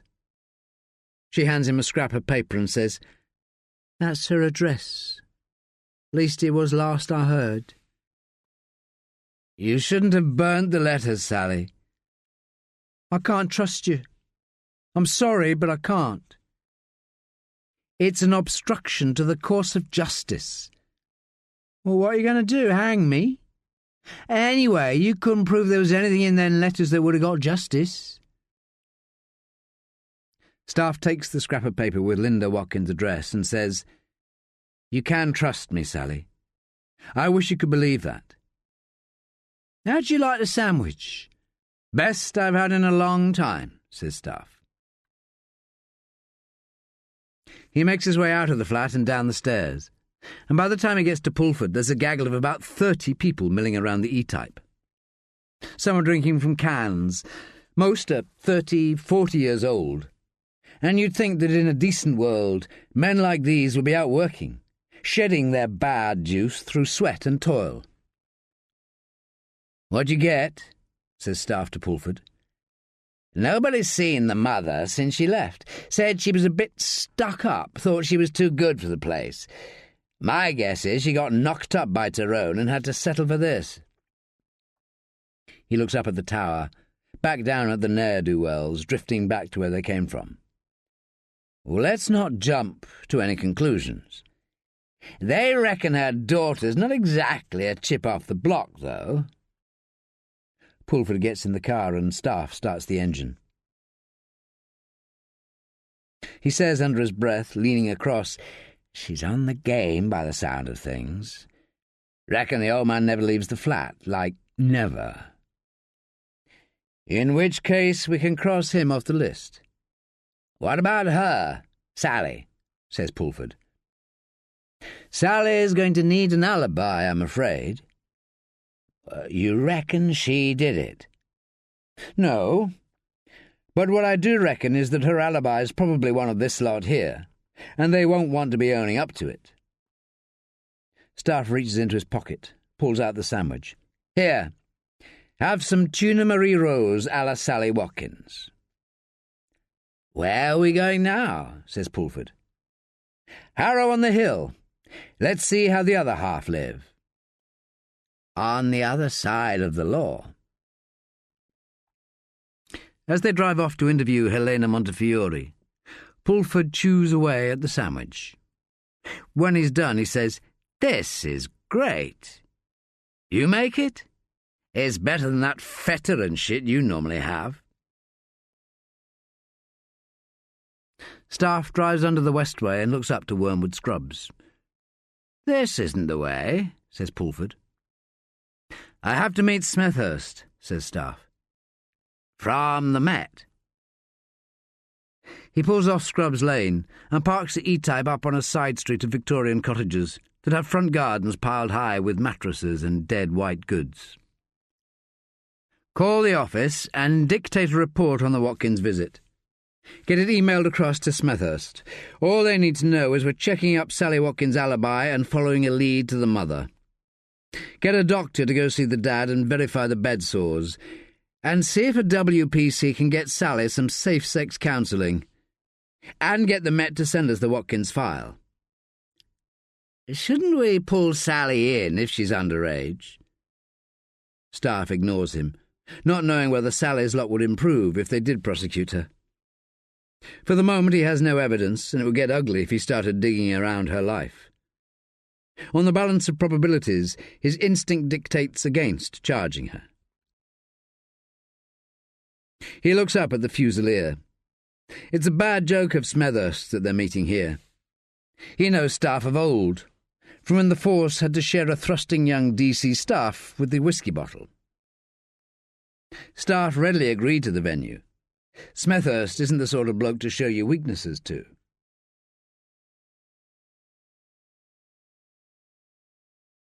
The place hasn't changed a great deal over the years. A rambling, tall-windowed corner pub that curves with the fork in the road, gets its windows rattled once a minute as the buses and wagons trundle by. The locals are sat in ones and twos all around the edge of the pub, drinkers, not socialisers. Smethurst raises his pint as Staffe approaches, as if to say, same for you? He has a drinker's nose and a sheen of sweat on his round face, blotched red and white. I'll have a scotch and water, says Staffe. Smethurst raises his eyebrows as if to say, back on it again, are we? I'll take a Lafroig and I'll do my own water, he tells the barmaid. Give me a glassful. They take the drinks to a seat by the window where the conversation will be drowned out by the sound of traffic. Staffe puts down the separate glasses of malt whisky and water. I've been to see Tyrone Watkins and his daughter. You'll be getting a report from my DS. Johnson, how's he doing? A damn good copper, if you ask me. I had him as a DC a few years back. No, Pulford. That pup? There's nothing wrong with Pulford, says Staffe, taking a sip of the water and raising the malt to his lips. He lets it touch, and in the thick of everything that's been going on with Colquhoun and Montefiore, with Marie and the move to Queen's Terrace, he can picture himself by a Highland burn with the beautiful woman, drinking their way through the bottle and watching clouds go by. You're too loyal, Staffe. It's a fool's trait. Then you're no fool, eh? Funny fella. You still getting plenty? Smethurst will be the runt of any litter. Pug nose in a pink bloated face and a squat body on short spindly legs. He's always been drowned in his clothes, and his suit sleeves come right down over his hands. Not so many that I'm taking your share. Anyway, let's leave the wit and repartee for later, shall we? I suppose I should thank you for running with us on this one. We'll be taking it on soon enough, unless you got it cracked already. I've got a strong enough pull, don't you worry. Why do you want Montefiore so badly, Staffe? It connects with the Colquhoun murder we had last week. Both victims are child rapists. The first a familial abuser, the second an assault by penetration. Both were unprosecuted. You get a photo for Montefiore, too. Photo? Staffe feels his blood rush. How do you know about the photo? Oh, we know everything. Suspects? And here Smethurst has him. He can't say Leanne Colquhoun because she was banged up the night of the Montefiore assault. And Deborah Bowker is in Tenerife. We're checking alibis. Not the Watkins girl. Routine follow-up, you be doing the same. We've got a trail on the mother, but the father's clinically attached to a sofa. And what would the mother's connection be to Carl Colquhoun? Asked Smethurst. To throw us off the scent, maybe. Staffe doesn't believe this himself. He wants to be chasing the case down, not explaining himself to Smethurst. Montefiore was a pro job, and so was Colquhoun, from what I've heard. But if you're right, and there's been two so close together, you can bet your skinny arse there'll be another. Staffe takes another sip of water, rests the Lafroig up against his lips again. What if it's not two close together? What if there are other cases? I know there's been nothing on our patch. Staffe looks Smethurst in the eye, sees a flickering of life like a faraway light through a thick sea fret. Have you had any vengeance killings or assaults, say in the last, 2 or 3 years? Smethurst stares out of the window. It is years since they worked a case together. He lifts his glass, takes a good slug, puts it back on the table, scratches at his head. There was one, but it's a long time ago. And funnily enough, if I've got it right, it was your old mate Jessup worked on it just before he was pensioned off. Wasn't my case, and he got tied up pretty quick, but they fucked this woman right over. Woman? Yeah, a foreign woman. Smethurst scratches at his head again, downs the remains of his pint. Stenson. Lottie Stenson was her name. But like I said, they got the bloke that did for her. He was the dad. She'd been having a go at boys and girls for years, they reckon. She was a classroom assistant in a junior school. Makes you wonder who's doing the best job, us or the ones we bang up. We get it right more often than not. Sometimes we get it wrong when we get it right. This Lottie Stenson, she was known to us as a risk, but the CPS never pushed, right? Says Staffe. She lost her job, but yeah, the CPS couldn't push it through. How do you know that? Staffe stands up. Hey, you getting him in? You've not drunk that. Hey, Staffe! But Staffe is halfway to the door. He looks back at Smethurst, calls, My young pup'll be in touch for those Stenson notes. I'll get him in next time, Smet. Smet? No one calls me that anymore. And he smiles, as if he can remember a better time. According to Helena Montefiore's statement, says Pulford, the Watkins had gone round hoping that Sally had been lying. They'd all waited for Montefiore to come in from work. Apparently the minute they saw him, they knew she wasn't lying. Pulford refers to his notes and reads verbatim, Sally's mother gave Helena Montefiore a photograph of Sally and... Pulford looks away from Staffe. She saw a photo of Montefiore's daughter on the mantelpiece. The child was with a pony, and Linda Watkins took the photograph out of its frame, went up to Helena Montefiore and pushed her little finger through the picture. She made a hole at the top of the girl's legs and pushed the end of her finger through. Then she fainted. What did Montefiore's wife do? Oh, she's a diamond, says she. Call the police. Staffe drives up into Harrow. With its grand old school on top of the hill, the steeply inclined winding High Street and its half-timbered bank and tea rooms, you could, for 150 yards, be in the Cotswolds. He swings the E-Type onto a gravel driveway. The house is double-fronted, brilliant white and Georgian. Not bad for a disaffected divorcee, he thinks, as Helena Montefiore opens the door.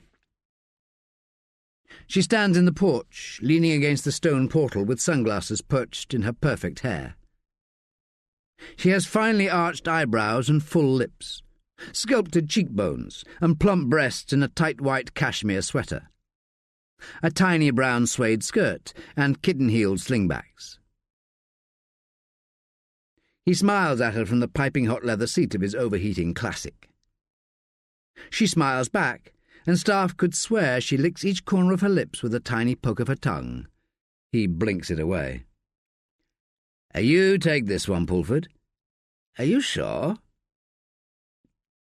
Staffe stops 10 feet short of Helena Montefiore, turns to Pulford and says, We're a team, right? Thanks, sir. The drawing-room is beautifully finished in a high French country style, and as Pulford runs through the circumstances of Helena's separation from her husband, Staffe takes stock of her willingness to talk, takes further stock of the period pieces. There is a walnut chiffonnier and a late 18th century credenza he'd be more than happy to have. Nothing was ever proven. The Crown never prosecuted the allegations, Mrs. Montefiore, says Pulford. But you left him. He's done it again, hasn't he?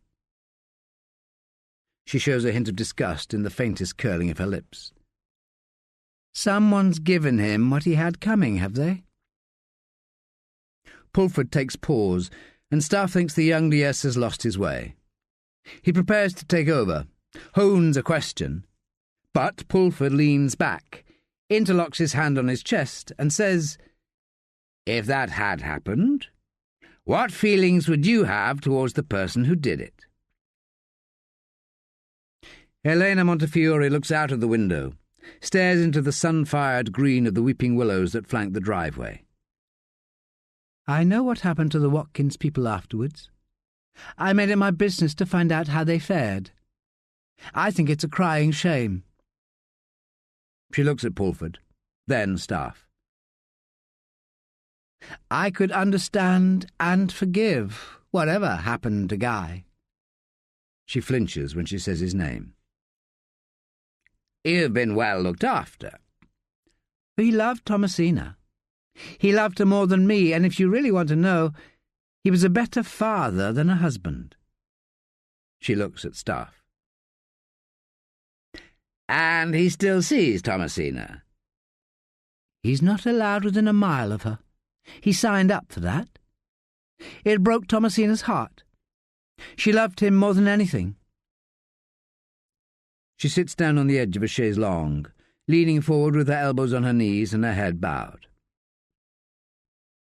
Staffe says in his softest voice, We are going to have to speak to Thomasina, I'm afraid.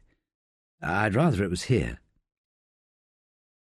Helena Montefiore stands up, smooths down the suede of her short skirt, draws her hands across her bottom.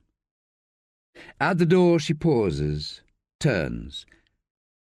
You think I might have done it to Guy, don't you? You think he might have, with Thomasina. Oh, you couldn't do such a thing, surely. You'd be amazed. She smiles. I didn't, of course. But you'd be amazed. And Thomasina? She glazes over again, stares out to the weeping willows. I'm as sure as I can be. She does love him, you know. I can't take that away from her. You can't take love out of a girl's life. You never know how little she's going to find.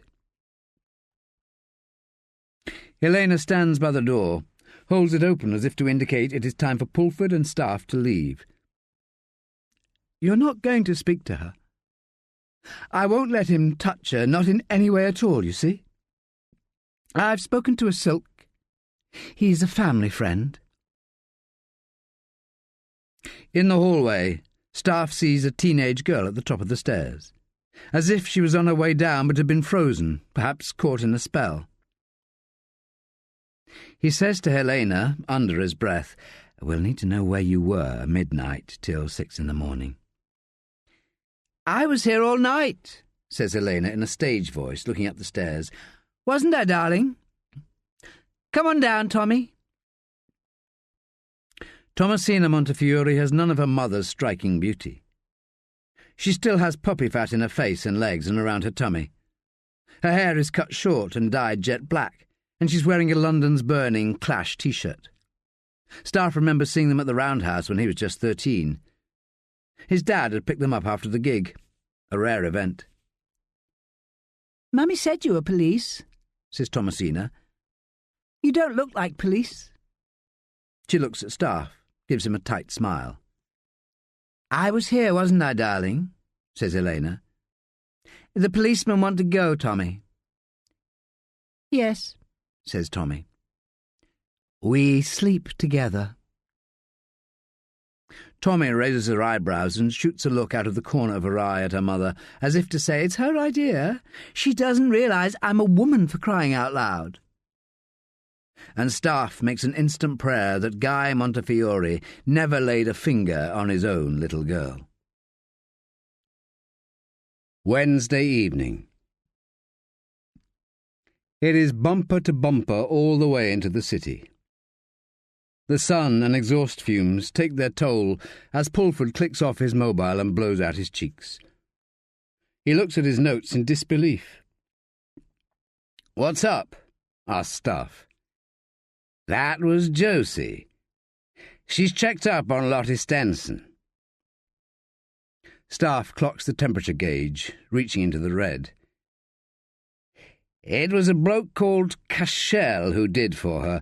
Nico Cashel. He's doing life up in Wakefield." "And his M.O.? Pulford's voice drops a few decibels, half an octave too. He reads from his notes. "He broke her fingers." "Her fingers? And that killed her?" "He broke them one by one.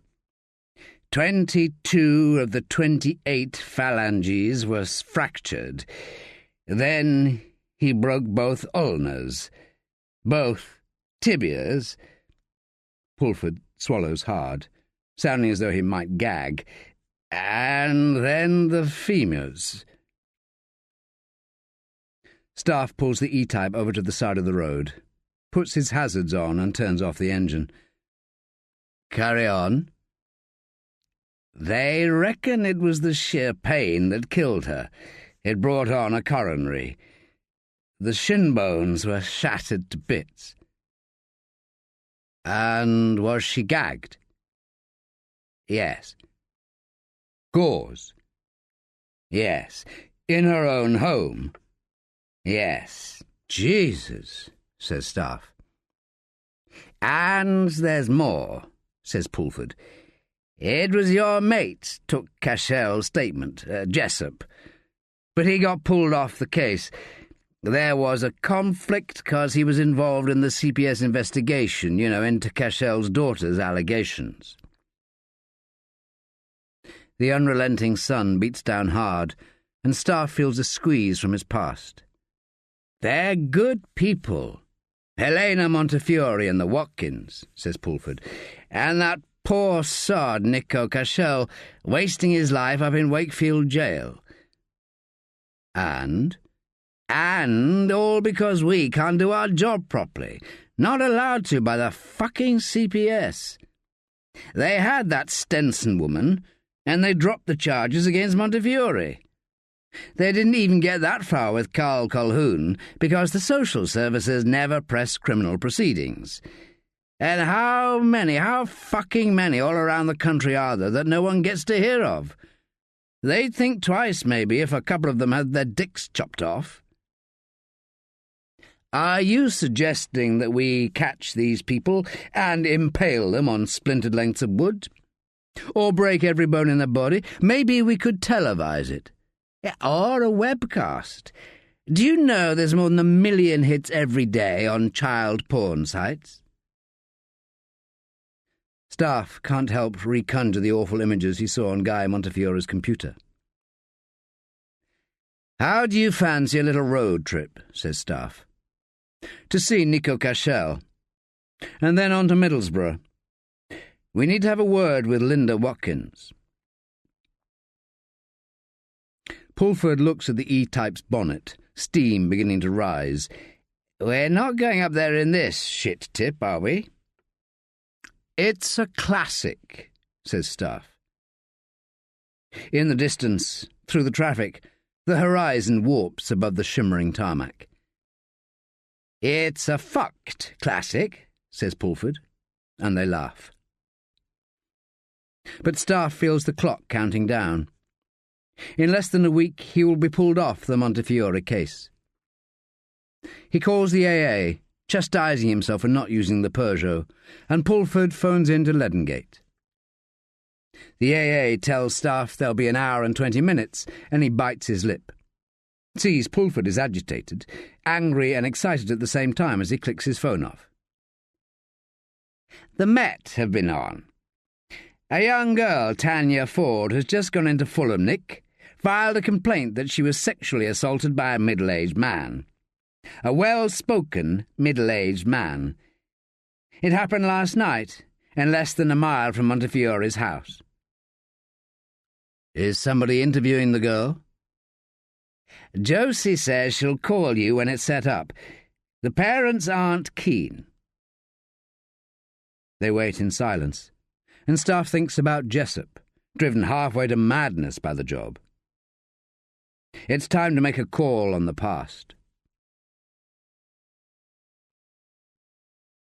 A squad car collects them, and all the way in, bare-chested men and skimpily clad women sit outside pubs, drinking their way through the long, hot summer. It will be the weekend soon, and Staffe will allow himself a drink, the way it's been for 3 years. 3 years keeps cropping up. 3 years since Linda and Tyrone Watkins still had a life together, when young Sally was drug-free and not on the game. Nico Cashel free as a bird. 3 years since Sylvie went. The squad car drops Staffe by the gates of the park where Tanya Ford alleges she was assaulted, and he leans up against the trunk of a yew tree, grateful for shade. It's not long before Josie arrives, wearing a cap-sleeved polo shirt and mid-thigh shorts. "Don't you just love the summer?" she says. They walk towards the copse of trees, and she tugs at his suede jacket. "Don't you ever take this off?" "I moved into a place not far from here. You could come round for a bite." "I think this is where it happened." She points to the copse of rowan trees. "How is the girl?" "Tanya Ford? In pieces, of course." "You reckon she's telling the truth, then?" Josie nods and stops, lays down a bag, and they each take out plastic mitts for their feet and don gloves. She bends down, hands Staffe a handful of bags, tags, and some tweezers. "Janine wasn't happy, you having first pop. She says we've got 20 minutes. "It happened right in the trees." "And get this." She ducks under the outlying low canopy of trees, makes her way into the cooler, dark centre of the small wood, where you can smell soil. "Tanya Ford says there were 2 men. She thinks they both wore balaclavas, and then they knocked her out with chloroform." They look down at the patched grass and soil and compacted twigs. "You go that way," says Josie. In the distance, Staffe can hear children play. Young adults, too, having a game of softball. Beneath the canopy, he can see Josie's tanned calves. Looking back down at his own feet and inching forward, he sees a rag at the foot of a tree. He bends down, reaches with his tweezers. He calls Josie and gently lifts the evidence. He sniffs it and holds it out to her. That's chloroform. Josie holds open a brown paper evidence bag and he drops the rag into it. He clears his throat, looks around the cops. Montefiore sees Tanya here all alone. He's either been following her or it's a lucky find. Either way he's ready, so he grabs her, hits her with the chloroform. Then he gets disturbed. What makes you say that? What's the medical evidence on Tanya? There was no penetration, according to the girl. She's a virgin. But what did the medical say? There was no medical. Her mother came with her. They wouldn't allow it. Like I said, they don't want to press charges. The father came in halfway through the interview, says they want to draw a veil over it. Shit. He's going to get away with it again, Staffe. We've got the rag. His prints might be on it. We can do him for assault, even if we can't get him for a sexual. Is he conscious yet? In and out, says Staffe. It'll be another 24 hours before we can interview him. It's a funny state of affairs, hey? Waiting for a child molester to recover so we can interview him to find the person who attacked him. How did you get on with Sally Watkins? Asked Staffe. She couldn't vouch for where she was the other night. I asked Johnson to go round, put some pressure on her. Josie sounds sad. Montefiore used chloroform on her too. He knocked her out first. Waited for her to come round before he did what he did. She looks away, scratches her leg, says, "Bloody flies." The man watches Staffe and Josie walk away across the park. He saw them find the chloroform rag, but he knows he didn't touch it. He would love to be a fly on the wall where Montefiore tells them. He liked to see Montefiore's face when he realizes, by looking into their eyes, that they might not be able to do enough to protect him from the next reprisal. Except this time, there will be sufficient rope. He lets them go, knows he can catch up with them later, and he wonders how long it will take Staffe to make the leap backwards. When they are completely gone from sight, he takes a seat on a park bench, watches the children play. He takes out the photograph of Guy Montefiore, strung up on his ropes, and on his second jolt down, and begins to compose the caption that will accompany it. He watches a young mother with 3 daughters trying to cross the road. Under her guidance, the children look first one way, then the other, and she lets them onto the road on their own, following at a safe distance. An idea comes, and he jots down a line. He looks at it twice, thinks of the permutations, the double meanings, and he smiles to himself, thinks, that will do nicely.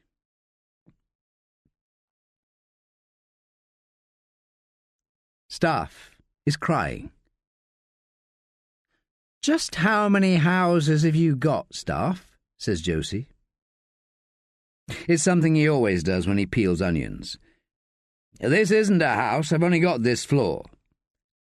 "The whole of my place would fit into your lounge." "I'd rather I didn't have it, the price it came at." "How do you mean?" "I got it with an inheritance." "Somebody close?" "Would you open the wine?" says Staffe. "It's not the weekend yet." "It's for the sauce. And a glass for you, of course." Josie pops the cork. "You didn't answer me." "Most of them belong to the building society. They're not mine." "I bet you've had 'em long enough to have made a bit of coin." She comes up to Staffe with her head tilted to one side. She leans on the counter next to him. "I bet you're loaded, hey, Staffe?" "I don't worry about money." "You worry about plenty, though." Isn't it supposed to be good to care? He smiles at her, lobs a lemon up for her to catch, and says, "Squeeze that and stop doing my head in." You better watch out, Staffe. You might attract the wrong type of girl, you know, a gold digger. She reaches across him for the wine, pours herself a glass and says, "Who died?" "How did you get on with Maureen Colquhoun? Remind me what she said about her poor son." Well, if you ask me, he was abused as a child. And the main thing is his father was a drunk. Colquhoun hated drink. They force-fed him till he was paralytic. And you know what that means, says Josie. She takes a sip of wine. Whoever killed him knew all about his ghosts. And what about your ghosts? Staffe turns to face her front on, pointing the tip of the chef's knife towards her. He says in a mock German accent, "What exactly do you want to know, Chancellor?" Who was Sylvie? I need the lemon juice. Can't you squeeze? I'll try. It's got to be easier than getting blood out of a stone, that's for sure. The lounge is cluttered with tea chests, and Josie and Staffe are sitting cross-legged on the floor, eating cheesecake with their fingers and drinking coffee. "What did you make of Sally Watkins?" says Staffe. Oh, she's a strong enough girl. I suppose you'd have to call her a woman after what she's been through. And what she does for a living. Do you think we should do something about that? Well, prosecute her after what she's been through? I can't see what good would come of giving her a criminal record. It might discourage her, says Staffe. Compare her lot to what that bastard Mondefiore's got. And to think he's the cause. I wouldn't want his life, though. Would you? Staffe stands up, goes to the window and looks out. There's a car opposite with a man in the driver's seat. Staffe thinks he's seen it before, and he wonders whether the woman opposite is having an affair. Can you imagine having it all and still feeling hollow? Being so unable to control your desires that you lose your daughter, the person you love most in life. To have everything, and it not be enough, says Josie. Do you think Sally could have done it? It makes sense to leave him half dead, having to carry on, says Josie. That's what she's had to do. And the same would apply to the mother. And Deborah Bowker or the Cashels. Staffe looks across at Josie, sitting amongst his half-unpacked belongings with her hair loose and her legs tucked under her bottom. Don't mention Lotte Stenson or Nico Cashel to Pennington. The car outside starts up its engine. She shakes her head slow. The wine bottle is almost empty, and there's a smile painted on her face. Her eyes look soft. How come they phoned you here? Says Josie. How would they know you were here? The case is spinning, and he knows it won't stop until he gets up to Wakefield and Middlesbrough. Josie says, You know, I looked at the Sally Watkins file. There's holes all over it, missing interviews, evidence not logged. Those bastards at the Met, says Staffe. They've no right to obstruct our investigation. I'm not saying they are, sir. This case is beginning to drive me insane. Why am I here if we're not going to talk about the case? We can have dinner, for crying out loud. Without anything going on. Is something going on? He chances a smile. Would that be a good idea? Good ideas aren't always a good idea. Josie stands, goes across to the mantelpiece and picks up a photograph of Sylvie. I don't think you're ready. She puts the photograph back on the mantelpiece, kneels down next to him. He can smell wine on her and wonders whether he should draw the curtains, which makes him think of Sylvie. The curtains.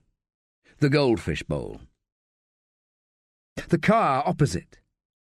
He leaps up and rushes out of the room, unlocks the front door and runs into the street in his stocking feet, taking the steps 2 at a time and vaulting over the gate, but he's too late. The car has screeched away, and his eyes can't adjust to the evening gloom. He curses, and all along the street lights go on here and there, curtains twitch. Josie comes down the steps. "Where are you going?" he says. "Thanks for the meal." She reaches up on tiptoes and with a hand on his chest kisses the corner of his mouth. "Sometimes you're a bit too weird for me." She closes the gate behind her and wiggles her fingers without turning round. He watches her go round the corner. Sometimes, he thinks. He goes inside to his new home, to his past. He's angry with himself for letting the car get away, but happy they are prepared to come so close. Then he shivers, but it's not cold. He can feel the last of the adrenaline seep away, and all he's left with is the certain knowledge that they are coming to him just as fast as he's getting to them. Except they know what they're looking for.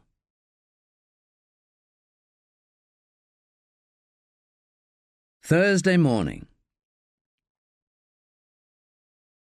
The jail gives off bad pheromones as you walk up to its towering gate. Staffe and Pulford make their way past HMP Wakefield's visitor centre and his raggedy queue of young girls dressed to their kind of nines in low-slung hipster tracksuit bottoms that show what they're wearing underneath. Some of them carry babies on their hips like wise African women. Older women are pulled down by the life their husbands and lovers have chosen. Strange to be in a men's jail surrounded by women.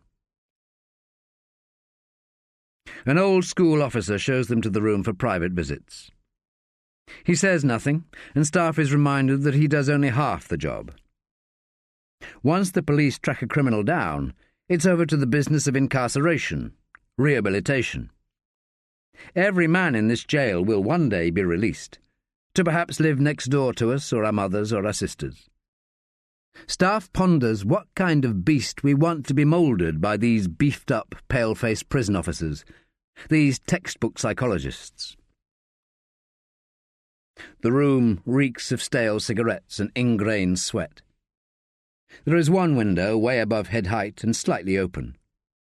Flies bash themselves against the reinforced glass. The tubular light hums. A middle-aged man in grey sweats is brought in. This is Nico Cashel, and he isn't cuffed. He looks down at the table the way people sit in church. The P.O. sits by the door, lights up a cigarette even though there's a sign that says, "No smoking," and he reads the Daily Mirror. Cashel is 5'7" and ghostly white, even though there's Mediterranean blood running through him. He is spindly under his baggy prison cloth and doesn't respond when Staffe says, "Hello." "The man says hello, shithead," says the P.O., without looking up. "Hello," says Cashel, without looking up. It's official. Most murderers do it just the once, responding to extraordinary circumstances. They don't steal to feed drug habits, or habitually abuse to feed sex habits, or beat people up for kicks. "Tell me how it happened, Nico. Tell me about that night." "There's plenty paper tells you that."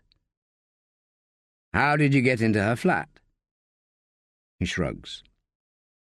"How did you keep her quiet? Or know which bones to break first? Did you know which one would kill her?" He looks up briefly, and his big, sad brown eyes are unable to sustain malice. He says, "What you here for? I got time to do." "There's been another, Nico. When you did what you did to Lotte Stenson, was someone else there to help? If there was... Staffe looks at the P.O., immersed in tabloid revelations. He leans towards Cashel. It could help you. You know what I'm saying? I don't see no one else doing my time here. You confessed. That was the only evidence against you, Nico. He wills Cashel to engage in some way, but nothing happens. So he nods to Pulford and leans back. It would suit you, I suppose, says Pulford. He stands up, goes round the back of Cashel, lets the silence stretch. What's that? You doing time in here on your own, taking the punishment to protect your accomplice, and they carry on the good work. Cashel weighs Staffe up. He makes a thin smile, but his eyes look dead. You're barking up the wrong tree. Nowhere near understanding. Understanding what? Says Pulford. Cashel says to Staffe, what a father had to do. But to kill like that? It's what keeps you going, man. Can't you see that? But Cashel looks towards Staffe straight through him. It is as if he can't focus, has nothing behind the eyes. For all the world, it seems Nico has lost his own soul. Staffe nods to Pulford, who sits back down. I don't see that you've made your life much better. And your girl has lost you when she needs you most. I am punished, says Cashel. His eyes are glazed and he sniffs hard, looks up again. Staffe sees his Adam's apple move up and down. And you know what? That woman, even the way she got it, is nowhere near enough. You're not avenged, are you, Nico? Cashel's lip quivers, but he doesn't cry. Feeling sorry for yourself is no way to do your time. He shakes his head. Not nearly, man. Not nearly. We'll come back, Nico. Next time you can tell us exactly what you did that night, hey? Is there anything we can do for you in the meantime? Bring back Lotte Stenson? So you can do it again? He shakes his head. No, man, you just don't get it, do you? You can leave us, Sergeant, says Staffe. Pulford stands, befuddled, and Staffe waits patiently to have Cashel to himself, bar the smoking P.O. He lowers his voice to barely a whisper. I know how you feel, Nico. Really, I do. How can you? Trust me. Does a part of you wish you hadn't done it? Do you sometimes wish you had gone the other way? Tried to forgive her? Nico plays with his fingers as though he has invisible worry beads. It's a design fault, says Staffe. That the anger comes first, the pity later. It's too late for some, isn't it, Nico? How do you know this? Somebody murdered my parents. And have you caught up with them? Not yet. What will you do? I pray I can forgive them. I hope your prayers find their answer, Inspector. On the journey up the A1 to Middlesbrough, Staffe says, I'm not convinced Cashel could do that to Stenson. You think they're copying him? Maybe it's someone who's done time with Cashel and been released. Staffe looks across to Pulford and smiles. Call the station. Get them to liaise with prison probation and check everyone who's been released from Wakefield in the last 3 months and living in London. And add a filter anyone who's shared a wing with Cashel. And make sure they weren't banged up again by the time Carl Colquhoun was killed. There is a problem, though, sir. How would they know to go for Colquhoun or Montefiore? They were never prosecuted. We need to find out why, exactly why, the CPS didn't push Lotte Stenson's prosecution, says Staffe. Oh, she was a classroom assistant. It's bad for the government. I don't buy that. But if that is the case, we need to dig it out. Staffe pulls the Peugeot out into the fast lane, turning his thoughts to Linda Watkins and what kind of a basket case they're about to uncover in Middlesbrough. He wonders whether, had Linda Watkins got hold of Montefiore and fashioned the most grisly of tortures, she would have been at all placated by such revenge. Or would she be left wanting some other resolution, just like Nico Cashel?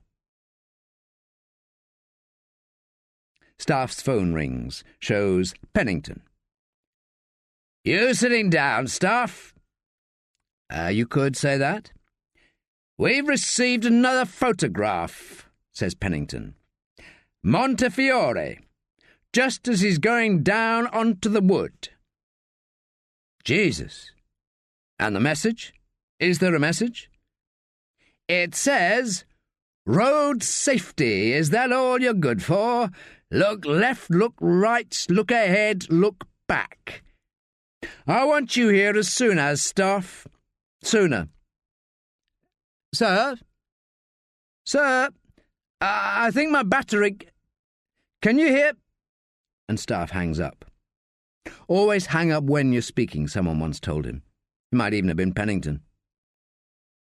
He turns his phone off and replays the words of the latest message. The reference to an impotent police force reduced to hoodwinking motorists. He wishes he was better at crosswords, the way his father had been. If only you could go back in time. Go back, he thinks. Look left, look right, look ahead, look back. Is he being told to look back at Cashel? Is he being told to look all around? He checks his mirrors, sees a speed camera flashing.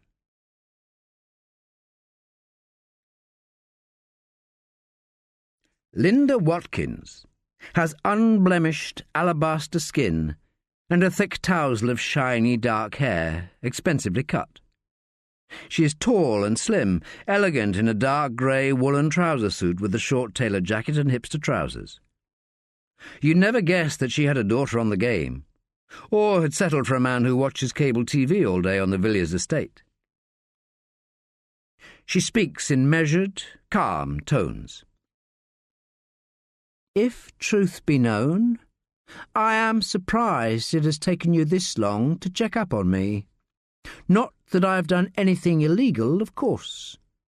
Even in this day and age, I'm sure a woman is still entitled to leave her husband.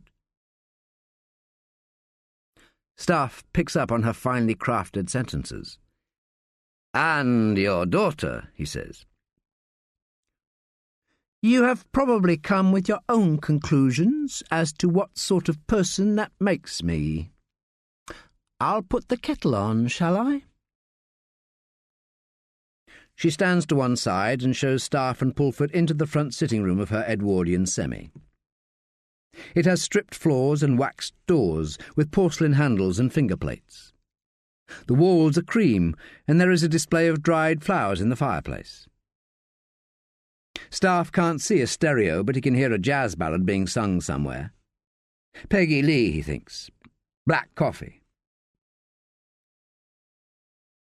Pulford raises his eyebrows at Staffe when Linda goes out of the room. Staffe mooches around the living room.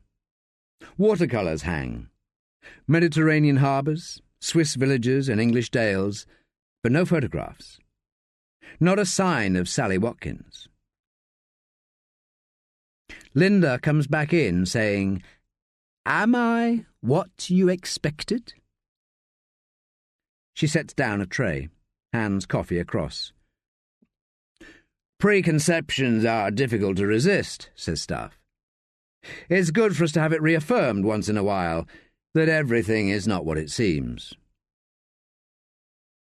She hitches her trousers up at the knee the way a man would and sits on the edge of the wing-back chair, leans forward with her forearms on her knees, slightly apart. What did you expect? Peroxide? Bad skin? Split ends and leggings? I'm not talking about appearances, Mrs. Watkins. As he says the name, Linda flinches. My mistake. I assumed you had kept your daughter's surname. The surname is my husband's. And Sally's too, of course. She's not in trouble, is she? You know what she's doing, don't you, Linda? She looks out of the window, keeps her head held high. It's none of my business, of course, says Staffe. Except it is, Inspector Wagstaff. She looks at him. It's illegal. Or are you too busy with your speed traps? The hairs on Staffe's hands prickle. He thinks of the latest photograph and its caption. I had a female officer speak with her about safety. Precautions. So she has been in trouble. It's an awfully long way for you to come, Inspector. Staffe tries to see beneath the surface. He tries to imagine a younger Linda somehow getting knocked up by a young Tyrone, then doing all the right things and having it thrown back in her face. She stares out of the window as if she's trying to muster more strength, and then says, Sally has only got one life, and she has to make the most of it. I couldn't teach her that. You know we can only ever be truly responsible for the life we lead ourselves. We have to do right by ourselves. I learned too late. To rescue at least one life from this mess. It's almost enough to make Staffe ashamed to be human. Could you ever forgive Guy Montefiore, Linda? Has he had his dirty middle-class fingers in the pants of some other poor estate girl? Is it finally time the bastard got what was coming to him? I'm going to have to ask you where you were on Tuesday between 10 p.m. and 6 the next morning. She gets up and takes a diary from a reproduction writing desk in the alcove by the window. She opens it up and hands it to Staffe. There. I had dinner at Leone's on the Tuesday night in Newcastle, and I got the 7:40 train on Wednesday morning down to Leeds for a 10 o'clock meeting. The telephone numbers are there. If that would make you feel as though you are doing your job. It would, says Staffe, making a note of the numbers. As Staffe and Pulford leave, Linda says, You probably think I'm a bad person. But you know, if I had stayed, I would have been buried alive. They'd have come for me in 50 years or so and put me in a box, and nobody would ever have known I had been there.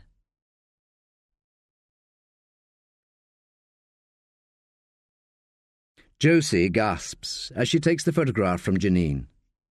The frozen look of horror on Montefiore's face. His mouth is bound with gauze and his eyes are wide and wild. 2 streaks of mascara running from the corner of his eyes. But she knows it's not mascara.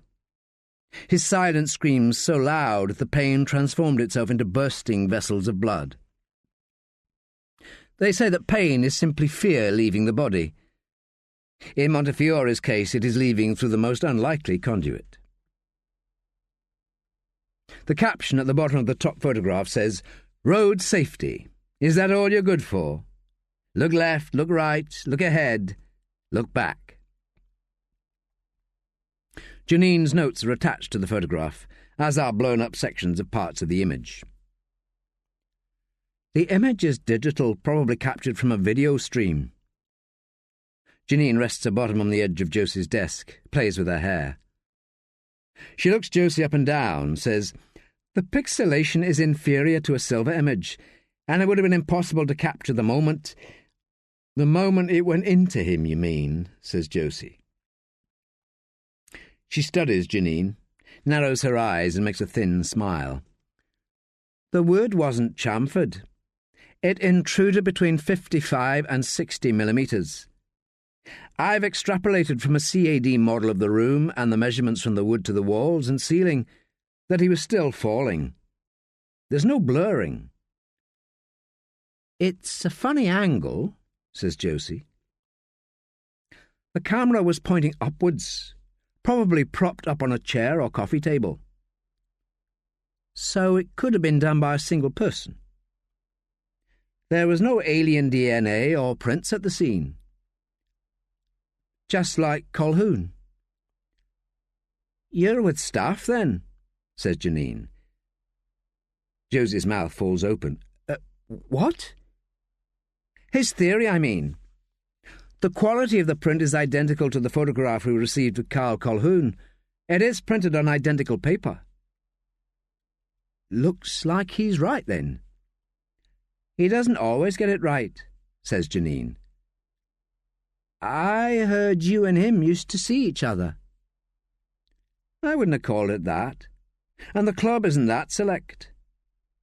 "He plays his cards close, doesn't he?"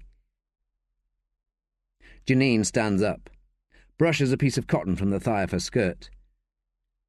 "You don't want to be in that club, do you, Sergeant Chancellor?" "Who's Sylvie?" "You better ask him that." Janine opens the door, turns. "He won't tell you, of course." "What happened to his parents?" Janine leans against the door frame, puts her head to the back of her hand and talks to the floor. "I studied young at med school, and he reckoned that to understand a man you have to know what his grandfather lacked.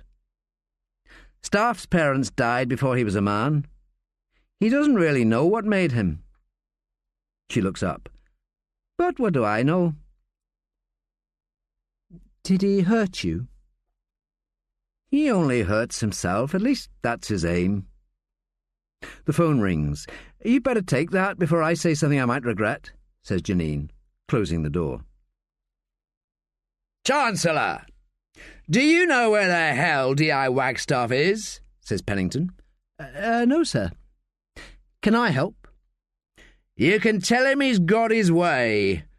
Tell him I hope it's not enough rope to hang himself. Leanne Colquhoun will be released sometime tonight." Josie gathers her things together, including a scrawled message in Staffe's hand. "Why no CPS push for LS's prosecution? Call WW, nil written." LS, Lottie Stenson. WW, D.I. Will Wagstaff. She pulls out the Stenson file that Smether sent over from the Met and scans through all known contacts. Sees that Ruth Merritt was the lawyer representing the CPS on the case. Josie notes that she is different from the Crown's lawyer on the dropped Colquhoun and Montefiore cases. No obvious conspiracy theory to be developed then. On her way down the back stairs to the car park, Josie is wondering why the Stenson case isn't on the whiteboard. Why Staffe is keeping it close to his chest. Then she sees Stanley Buchanan a flight below, making his way up. He's out of breath and has a sheen of sweat on his face, a film of booze all around him. When he talks, she gets a draught of freshly sucked mint. "Staffe," he says. "Out and about, I'm afraid." His eyes are on her, like hands. He gives out a lascivious smile. She leans back against the metal handrail and watches him look away, swapping his papers from one arm to the other. "Well, if he's not here, I may as well come out with you." When they get to the door to the back car park, Josie swipes her pass and Buchanan holds the door open, says, "Fancy a drink?" She looks him in the eye, thinks, no way. I'd love to, she purrs, thinking she might save herself an afternoon of reading up on CPS policy on child abuse, vast tomes that twist themselves up in knots of policy speak. Outside the Griffin, Josie opens the door and lets him go in first. It's payday tomorrow and she's down to £1 coin and coppers. I'll get a table, she says, smiling. Let's split a bottle of white, shall we? I'm off duty. When Buchanan gets back with the wine, he sits down heavily and looks around. House music plays up in the wooden eaves, bounces around the exposed brick walls. Great place. You'd remember it as a proper pub, I suppose? I'm all in favour of progress. Progress is one thing we're not seeing much of at the moment, says Josie.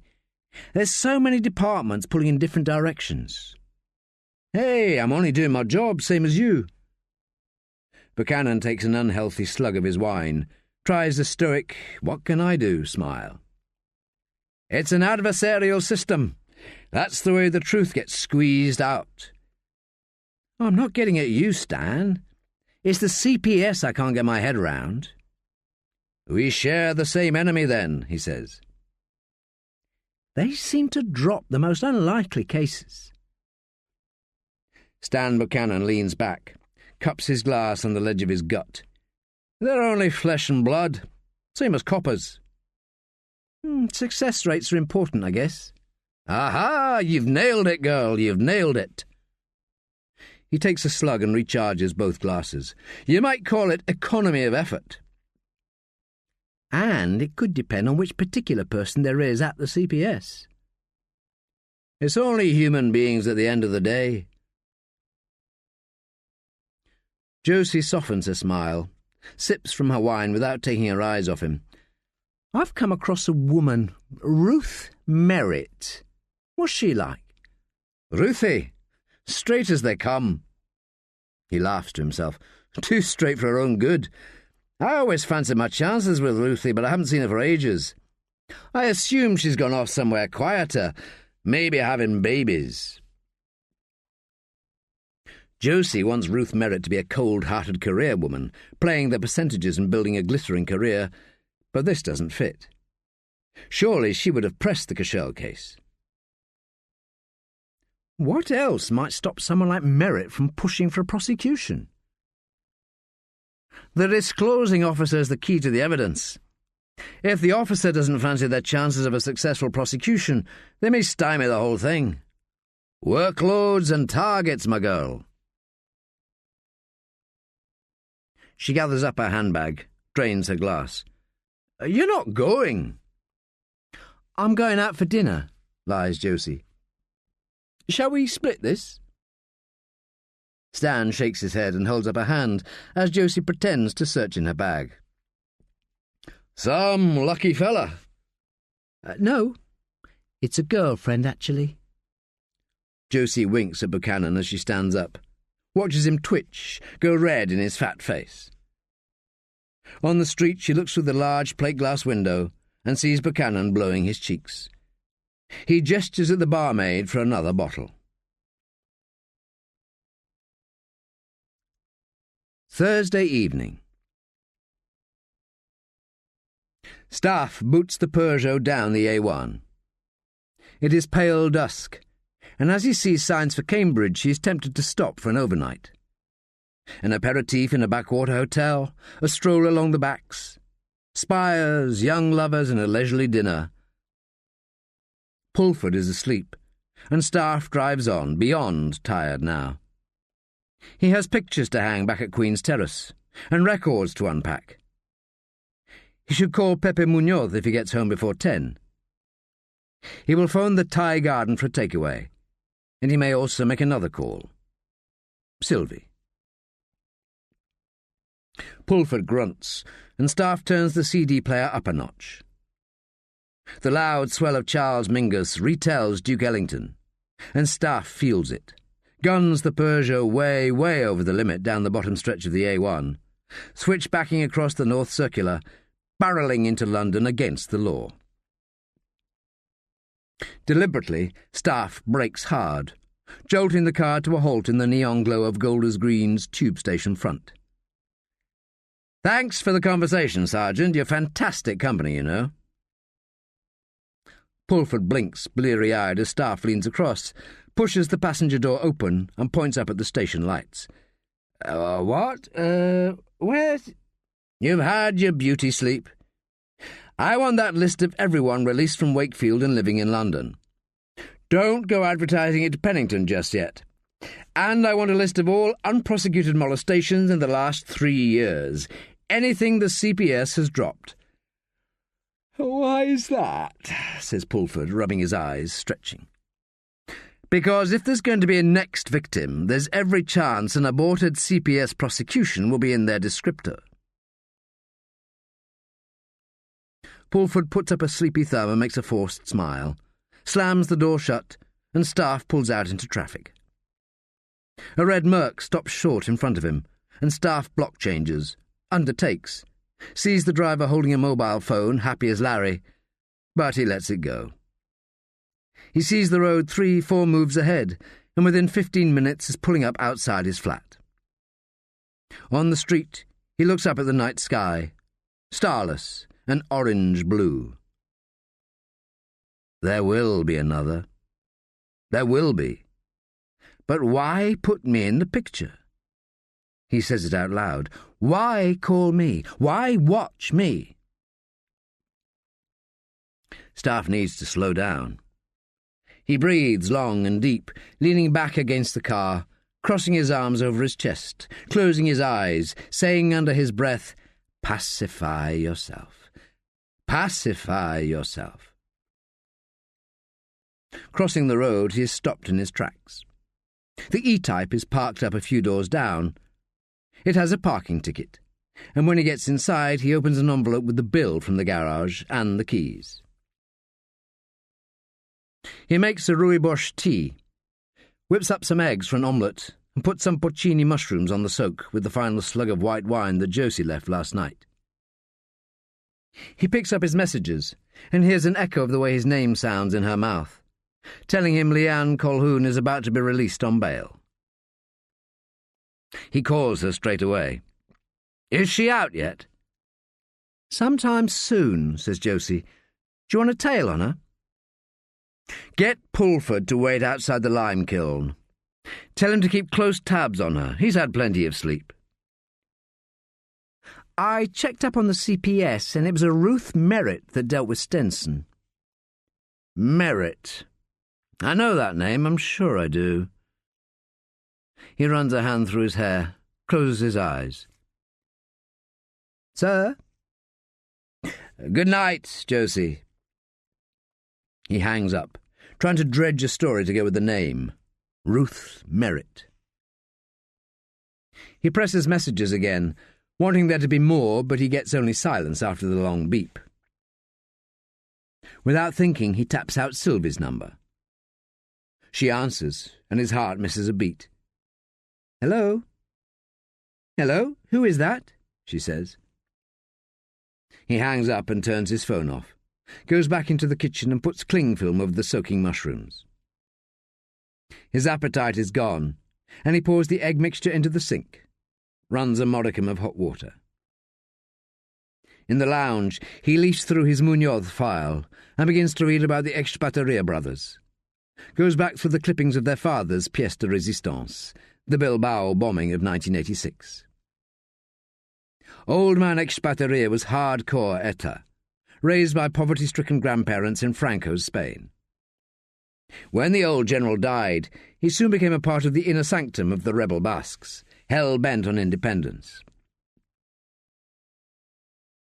Staffe can understand that in the scheme of things, a little misery inflicted on the few might be justified by a greater good. Liberation from a cruel dictator. But what of the lost and lonely lives of those left behind in the carnage of the bombs, deliberately aimed at the innocent, not the enemy? He leans back in his father's straight-back Sheraton and hears an ancient creak that whispers of many, many evenings. He didn't tell his parents he loved them that last time at the ferry. All he had wanted was to burn the E-type up the A3 to a houseful of party. He calls Munoz, but all he gets is a mechanical foreign voice, presumably telling him that Munoz is out for the night. A red light flashes a missed call. It is from Sylvie. She didn't leave a message. Suddenly, blood prickles in his veins. All chance of sleep is gone, so he puts on his suede jacket and picks up the keys for the E-type.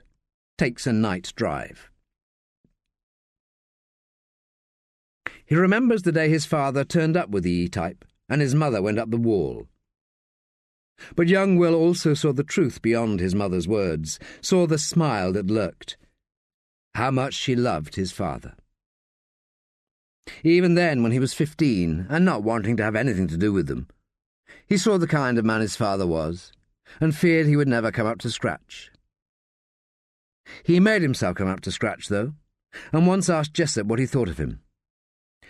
"You pass muster," Jessup had said. It made him want to weep. End of Disc 4. Disc 5. Staffe turns the ignition off and looks up at the barbican. Rosa's curtains are only half shut, and he knows she'll be alone. As he presses and waits, he doesn't quite know how he came to be here. When he says who he is, she kind of gasps his name. "Will," she says. "You should have let me know. You should call." "Let me in." The lock clicks open. He takes the stairs slowly, and by the time he gets there, the door is open. She's playing Bessie Smith, and when he sees her, dressing gown open and a tiny pair of white lace pants, through which he can see her shaven pubis, he knows she has been drinking. "I'll put something else on." "Don't." "You've come to talk, right?" "I don't know, Rosa." "Let me get you a drink." She puts a hand on his chest and goes up on tiptoes, kisses him full on the mouth. She tastes of lemon and booze.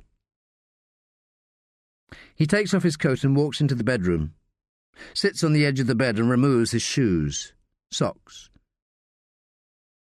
"You got some whiskey?" he calls, lying back on the bed. He can feel the beat of his heart. The light above turns off, and he hears her pad up to the bed.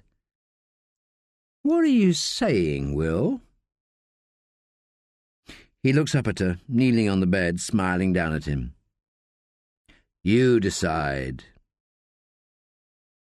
He reaches out and puts his hand on her face. She turns her head and takes his forefinger in her mouth. She sucks on it and looks him dead in the eye. He feels her through her pants. She pulls her mouth away, takes a slug of whiskey and kisses him, lets the spirit trickle into his mouth. She probes him deep with her tongue. He can feel her getting wet, feel her blowing the lid of what prostitutes are supposed to do.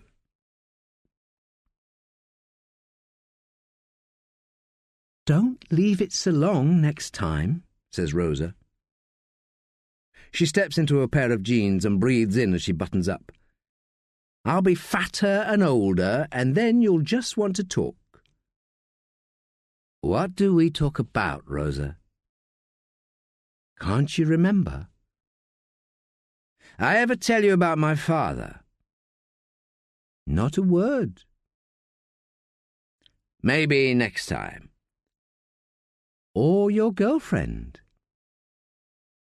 He puts on his shoes. "You got anyone coming round later?" "Why are you so angry, Will?" "Now?" "Most of the time." "We don't know anything about each other, do we?" "Maybe that's the beauty." She comes up to him and kisses him full. She puts her hand inside his trousers. "You be careful, Rosa," he says, not knowing what to do. Whether to offer her money, surely not. "You go, Will.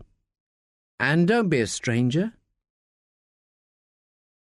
He walks through the living room, closing the door without taking a look back. He takes the stairs 2 at a time and steps into the street feeling brisk. Then he sees it. "Bastards!" he says, walking towards the E-type. He studies the meticulously spray-painted, stenciled message. "Watch your back." "Watch your back," Staffe repeats, leaning on the E-type's roof. He closes his eyes, feels his pulse quicken as he realizes they have spoken down his phone line, peered through his windows, and now they have etched themselves on his father's pride and joy. Staffe checks the padlock and can't help feeling the vandalising of the E-type is some kind of backhanded slap from a higher authority. He shouldn't have gone to see Rosa. He shouldn't have done what he did there. He likes her, but could never love her, if he knew what that was. He has never been cruel to her, he tells himself. He walks away from the lock-up and round to the front of the Kilburn house. He is certain he can hear someone following him, but when he turns around, the streets are empty all the way to Shoot Up Hill. Up above, the lights are on and the house has a warm glow, as if it were a home to someone. Staffe resolves to be civil to Paolo, and as he knocks, he hopes Johnson hasn't left too vile an imprint on the man his sister loves. When she opens the door, Marie breaks into a smile. Her eyes sparkle. None of it tallies with what Staffe knows of the recent events in her life. "Is everything okay?" he says. "Everything's just great, Will. I'm so glad I came to you when I did. So glad." She stands to one side and welcomes him in with a sweep of her arm. "We're having supper. Paolo has done saltimbocca. We're having it on our knees." Paolo appears in the doorway to the lounge, holding a large plate and a small ream of napkins, as if he is waiting on them with canapes. He takes 2 long strides up to Staffe and holds out the plate and offers a napkin. His eyes are both black, and his pupils glisten from within the slits of the swollen flesh. His smile glints with gold. "Christ, what happened to you?" says Staffe, taking a slice of the pork. It has a leaf of sage and a smear of prosciutto. "I crossed the wrong people," he says casually, still smiling. "It's a sign, Will, it's all a sign. He's away from those people now." She links an arm through his and rests her head on Paolo's shoulder, looks up at her brother. "We're together." "Here I keep my head down." Paolo is 6 foot and lean. His arms are wiry in a vest top and his jeans are trendy shabby. His hair is black and shiny and long. Even though he is all beat up, Staffe can see what a sister might see in him. Paolo places a soft hand on Staffe's forearm. "How's the saltimbocca?" The pork and ham and sage have melted in Staffe's mouth. "It jumps in the mouth," he says. "You know," says Paolo, wrapping an arm around Staffe and guiding him into his own living room. Staffe reasserts his preconceptions, that this man is bad. Bad for his sister, and bad for him. "Where's Harry?" asks Staffe. "He's flopped out listening to his music. He's never without that iPod you got him," says Marie. "Go see him later when you've eaten.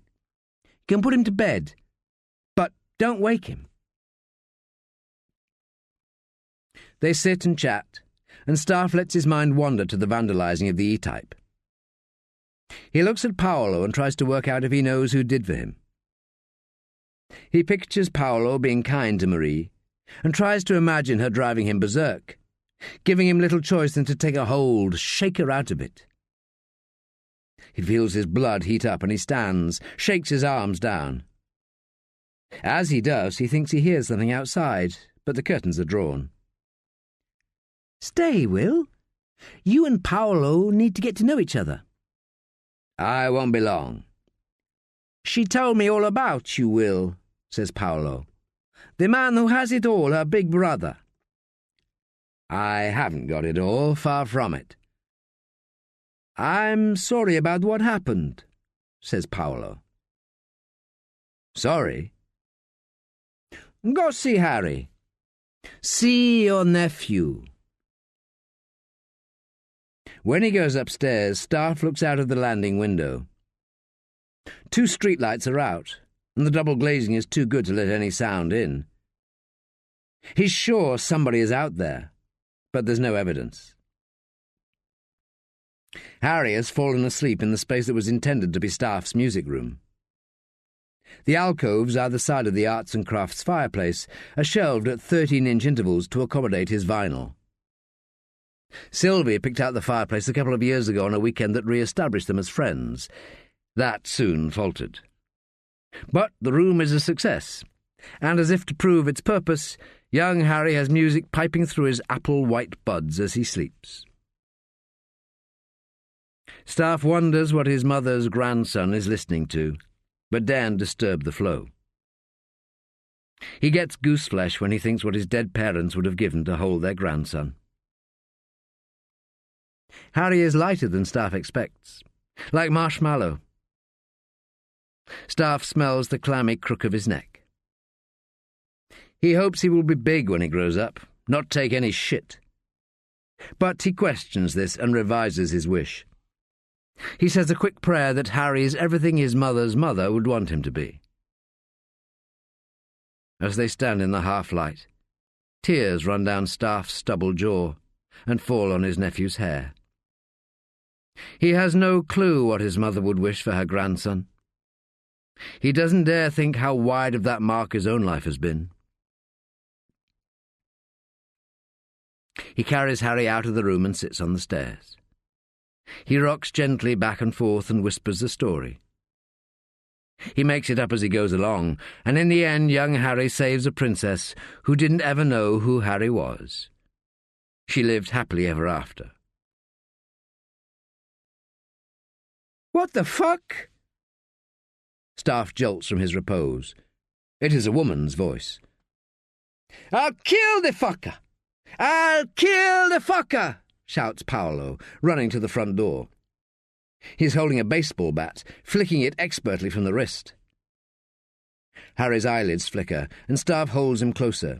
Hears the fuzz of the tune being piped in. He watches downstairs as Marie rants into the letterbox. Paolo is behind, readying himself. "Open the door, Marie! Open it!" "No! I can't take this no more! They kill me! They kill me!" Marie turns round, looks up at Paolo, and Staffe sees the pale horror in her face. He puts his hands over Harry's ears and shouts down, "No! Wait!" He rushes to the music room, lays Harry down gently, and throws himself at the stairs, touching the tread 3 times the whole way down. He crashes into the door surround. "Give me the bat! Give me the bastard bat, Paolo!" Staffe takes a grip of the bat, takes in a lungful of the air and shouts, "Let's have you!" and pulls open the door.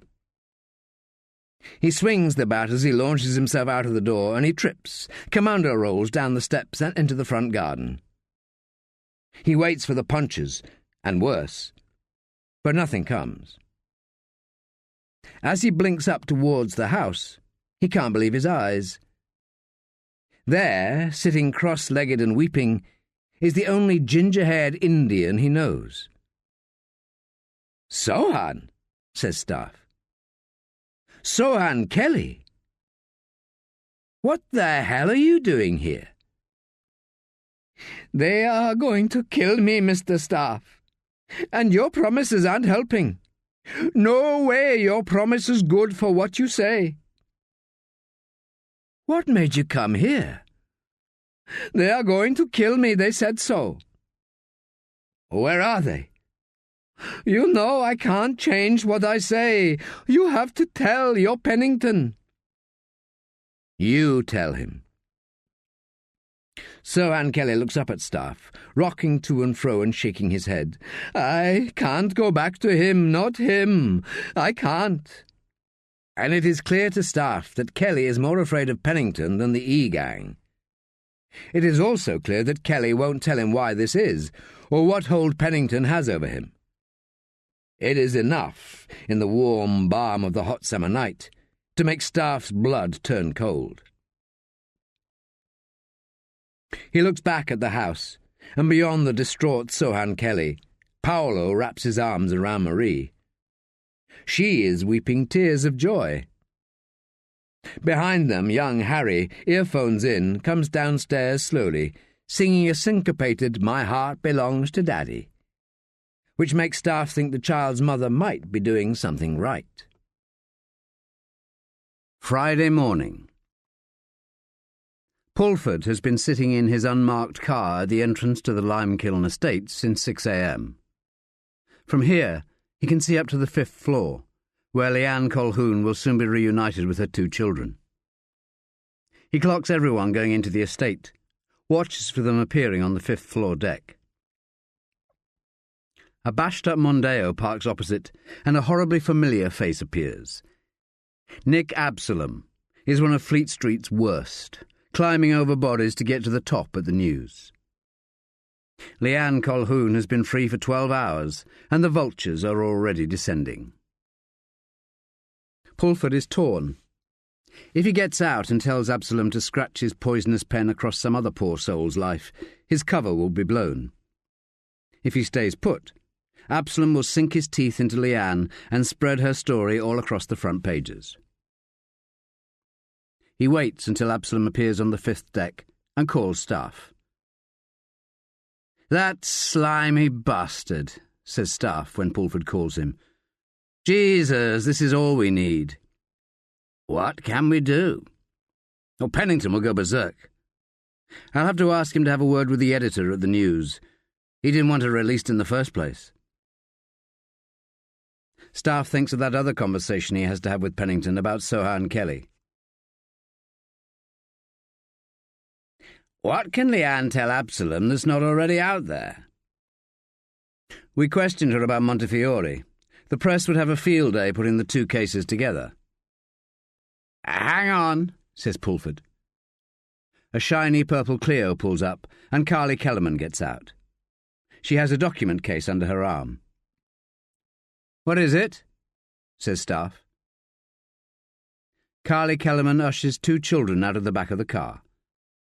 The boy has a zigzag pattern shaved into his hair, and the girl has a high-up ponytail. "It's the Colquhoun children." The kids look around nervously, not sure whether to smile or snarl. They look up at the high decks of the tower. "It's Absalom's lucky day." "No luck involved, Pulford. This was set up," says Staffe. "You stay put and don't let Absalom see you. I'll send a uniformed WPC round with a counsellor. They'll get Absalom to Scarpa, and hopefully Leanne won't find out we're watching her." He slams the phone down, curses Pennington, Nick Absalom, and the day he came back for this case. "I knew we shouldn't have released her till you had another viable suspect," booms Pennington, not even bothering to look at Staffe. "Jesus! This is going to be all over the press now. It's day 3 of your 7 and you've got nothing. Where are you going with this?" He glares. Staffe considers telling him about Cashel. "We're chasing up Colquhoun's first wife and Montefiore's previous victims." Pennington's glare morphs into an incredulous stare as he looks his DI up and down, sees the state he's in. "Are you all right, Staffe? You look like shit." "I had a visit from Sohan Kelly last night." "He's taken care of." Staffe recalls the horrified look on Kelly's face when he uttered Pennington's name. "How exactly did you take care of him, sir? He didn't seem taken care of." "You know what that scumbag is capable of. He's a grass, for crying out loud. He'll find a way to disappear. He certainly won't turn Crook's evidence. Don't you worry about that." There is a knock on the door and Josie comes in, and Staffe can tell straight away it's not good news. "Sorry, sir." She looks at Pennington, then Staffe, as if for permission to drop him further in it. Staffe nods at her. "The WPC couldn't get into Leanne Colquhoun's flat. There was nobody home. No answer at the door, no sound, no lights or anything." "She got the right place?" "I spoke to her myself. We checked and double-checked. It was the right door on the right floor." "This is a disaster," says Pennington, making his way out of Staffe's office. "Absalom's got something up his sleeve. What if she tells them you interviewed her about Montefiore? You need to get a grip on this." Staffe waits for him to leave. "There's another visit I want you to make, Josie. A mother and daughter down in Rains Park." "The Cashels?" "Keep it to yourself. And when you go, I want you to—" He softens his voice. "I want you to suss the place out. See what sort of keys there are to the doors. Staffe, I need to be able to get in. Check for bolts. See if there's a dog or neighbours overlooking." "Why are you going out on such a limb, sir?" He pulls on his suede jacket, feels the stubble on his face, almost a beard now. He looks at cloudless London, the towers of the city's eastern sprawl scratching at the dockland sky. He gives Josie the Cashels' address and makes his way through the thick air of the hot, narrow corridors to the incident room. He knows he can't put it off any more. He has to see Jessup. When Jessup first left Ledengate, Staffe couldn't bear to visit his friend. Then there was a big case, then another, and before he knew it, he'd left it too long, and when he did call, Jessup's bile was up. Even so, Staffe knows he should have made the effort. But he had his own problems. Sylvie was gone. Still, he's going to see him now, but it's because Jessup has something to offer him. These are the wrong circumstances in which to call on a friend. And say what you like, they are friends. More than friends. "You could have done something, Staffe.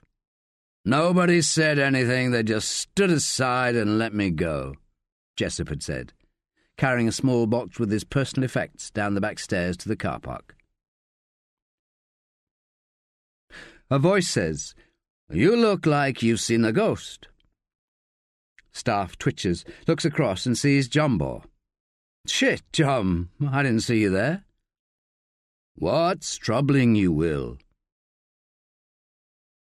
Staffe checks behind him, as though talking about an old friend might damage him. "You remember Jessup? He thought the world of you. You not seen him in a while, right?" Not in a while, no." "You give him my best, Will." Staffe leaves Jumbo to it and goes to the toilet, but he notices the light switches outside are off. They're never off. He opens the door gently and hears a sigh from the gloom. It's coming from inside a cubicle, and he crouches down, sees the feet are pointed towards the pan. Dull light comes in through the high frosted window. Another sigh, an ecstatic sigh, and he recognizes the voice. He goes back out and eases the door closed. Waits. The toilet flushes, and he stands ready to make as though he's just going in. When Johnson opens the door, he walks into him. "Sorry, Rick." Johnson looks dead in the eyes, says, "No matter, sir." "How come the lights are off?" "Some prick trying to save the world." He watches Johnson go, slow, and once he's out of sight, Staffe turns on the lights and goes into the toilet, inspects the cubicle. No smell, lid down. There is nothing unusual anywhere, just a copy of the mirror on top of the bin. He removes it, takes the top off the bin and prods at a pile of blue paper towels. He puts his hand in, as if it was a barrel of goodies in a grotto, looking up at the tube light for some reason, and he feels something sharp, as if he's been nipped by an animal. He tips the bin up, kicks the towels so they scatter, and then he sees what bit him. A syringe.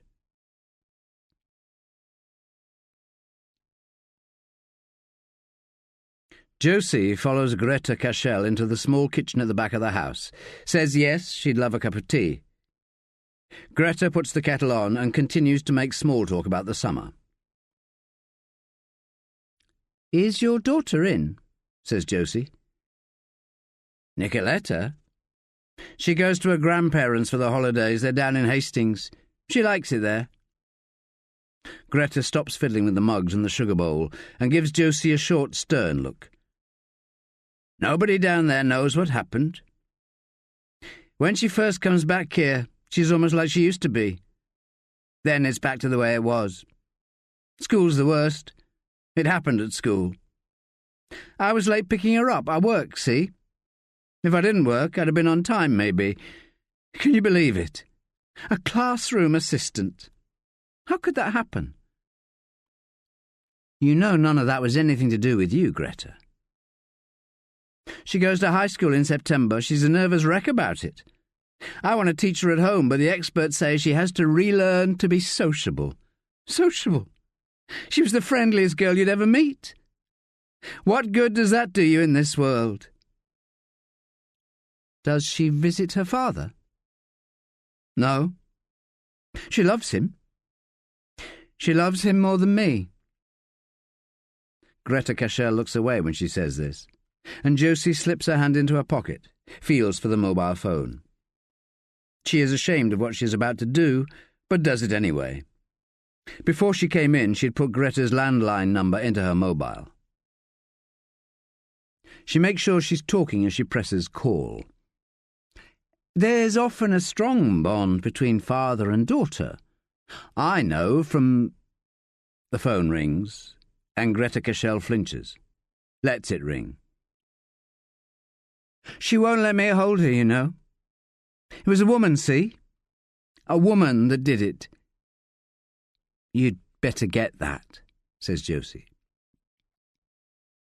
Greta Cashel goes into the hall, head down, and Josie moves to the back door as quick as a flash, takes the key out of the lock and presses it into the tablet of plasticine she has brought with her. The ringing stops, and she hears Greta saying, "Who is it? Who is it?" Josie hurriedly takes the key from the plasticine and replaces it in the lock. She makes sure there are no bolts on the back door, no signs of an alarm. She hears Greta slam the phone down, and she flicks off her mobile, starts busying herself in the making of tea. "So, Greta, you say you work?" Before she's even finished her tea, Josie makes her apologies and leaves, knowing exactly when and for how long the house will be empty, allowing Staffe to snoop for God knows what.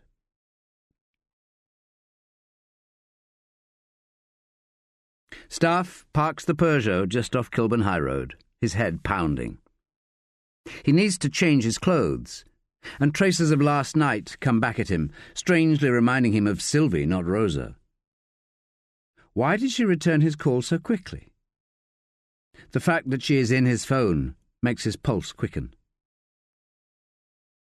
He locks the car and makes his way up to the main entrance of Jessop's dishevelled four-storey terraced house. And even though this is a different urban backwater, a new postcode, he feels a refrain from those days when he felt like shit most of the time, going into Ledengate on 2 or 3 hours sleep, having to gargle with Listamint and spray himself down with right guard before the DCI clocked him.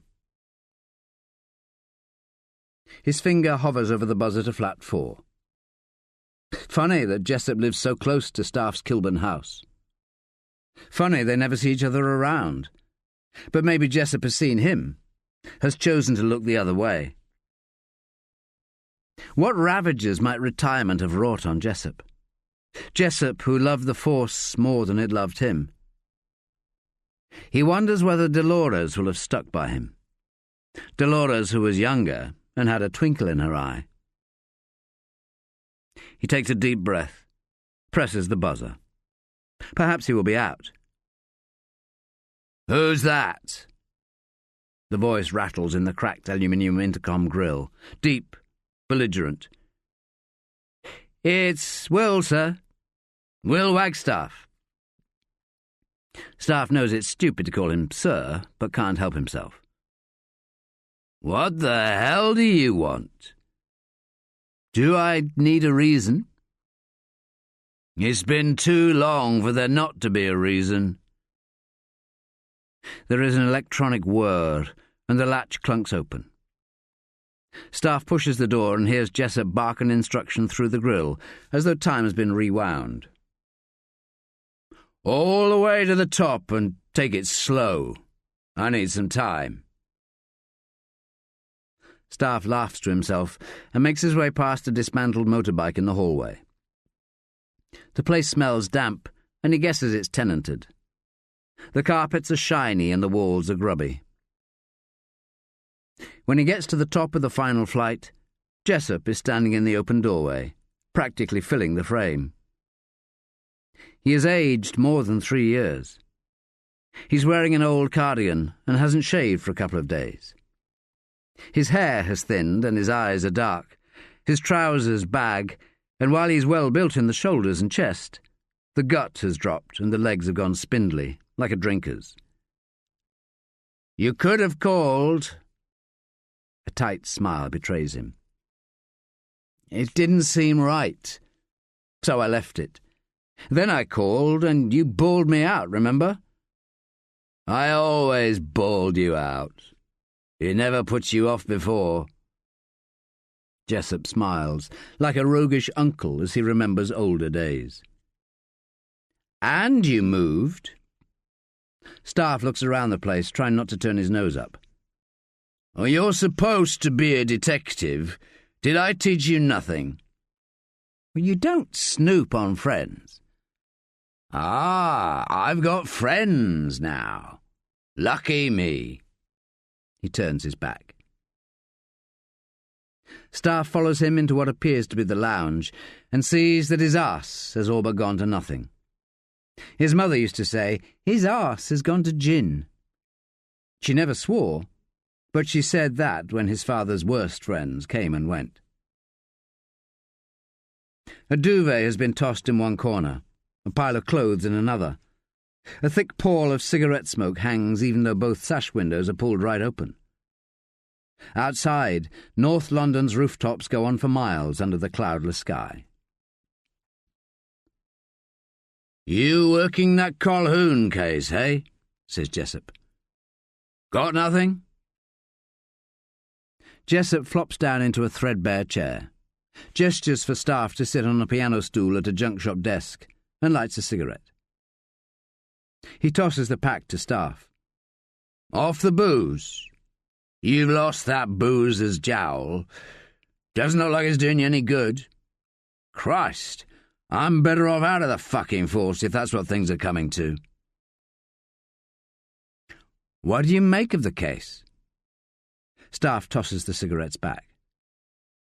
"Does it remind you of something?" Staffe flicks through a magazine that was on the chair he's sitting on. When he looks up, Jessup is making a tight smile. "She was still warm when I got there. You could almost hear her scream when we took the gauze from out of her mouth." "Gauze?" says Staffe. "They use gauze on Colquhoun." "Why did the CPS drop the Stenson case?" says Staffe. 400 hours on a 40-60 case when they got 70-30s they can put away in half a day. And the perverts always do it again, so you get a quickie in the end. His numbers, Staffe. Numbers everywhere. He goes quiet, and Staffe looks around the place. Jessup's got a couple of nice things. A decent stereo in its day, and a Sèvres vase. Plenty of silver frames with different versions of the same pretty face. "How's Dolores?" says Staffe, looking around as if she might be in an adjoining room. "Think she'd live like this? In this shithole?" "I'm sorry." "So you did come round because of Lottie Stenson?" Jessup looked sad. "You know we got the man who did for her." "Nico Cashel," says Staffe. "He confessed." Jessup stubs his cigarette out, reaches down and pulls a bottle of scotch from next to his chair. He pours an unhealthy measure into a coffee mug and lights another cigarette. "Poor bastard," he says. "Did you always reckon Cashel definitely did it?" "Poor bastard. Is that what they say about me? Poor bastard never got his pension brought forward." Jessup takes all the whiskey back and grimaces. "It wasn't right, the way they did it. You still work for them, and now you're here." "Jumbo sends his regards." "Why are you here, Will?" Staffe thinks about breaching security, telling Jessup about Montefiore, but he ponders too long, and Jessup sees part of the truth. "There's been another," says Jessup. "An unprosecuted child abuse. It was torture again. You don't have any doubts about Nico Cashel?" "He's doing life. Why would he do that if he didn't kill Lottie Stenson?" "Because he can't bear not to have killed her?" "That's what a decent father would do to someone who'd push their fingers up his little girl. I fucking know, all right." Jessup gazes into his empty coffee mug, looking as though he'd prefer to forget. "Ruth Merritt was the woman of the CPS. We can't find her." "Ruthie was a good woman." "Was?" "I haven't seen her since that case." "She seems to have disappeared." "Well, that doesn't make her a bad person," says Jessup.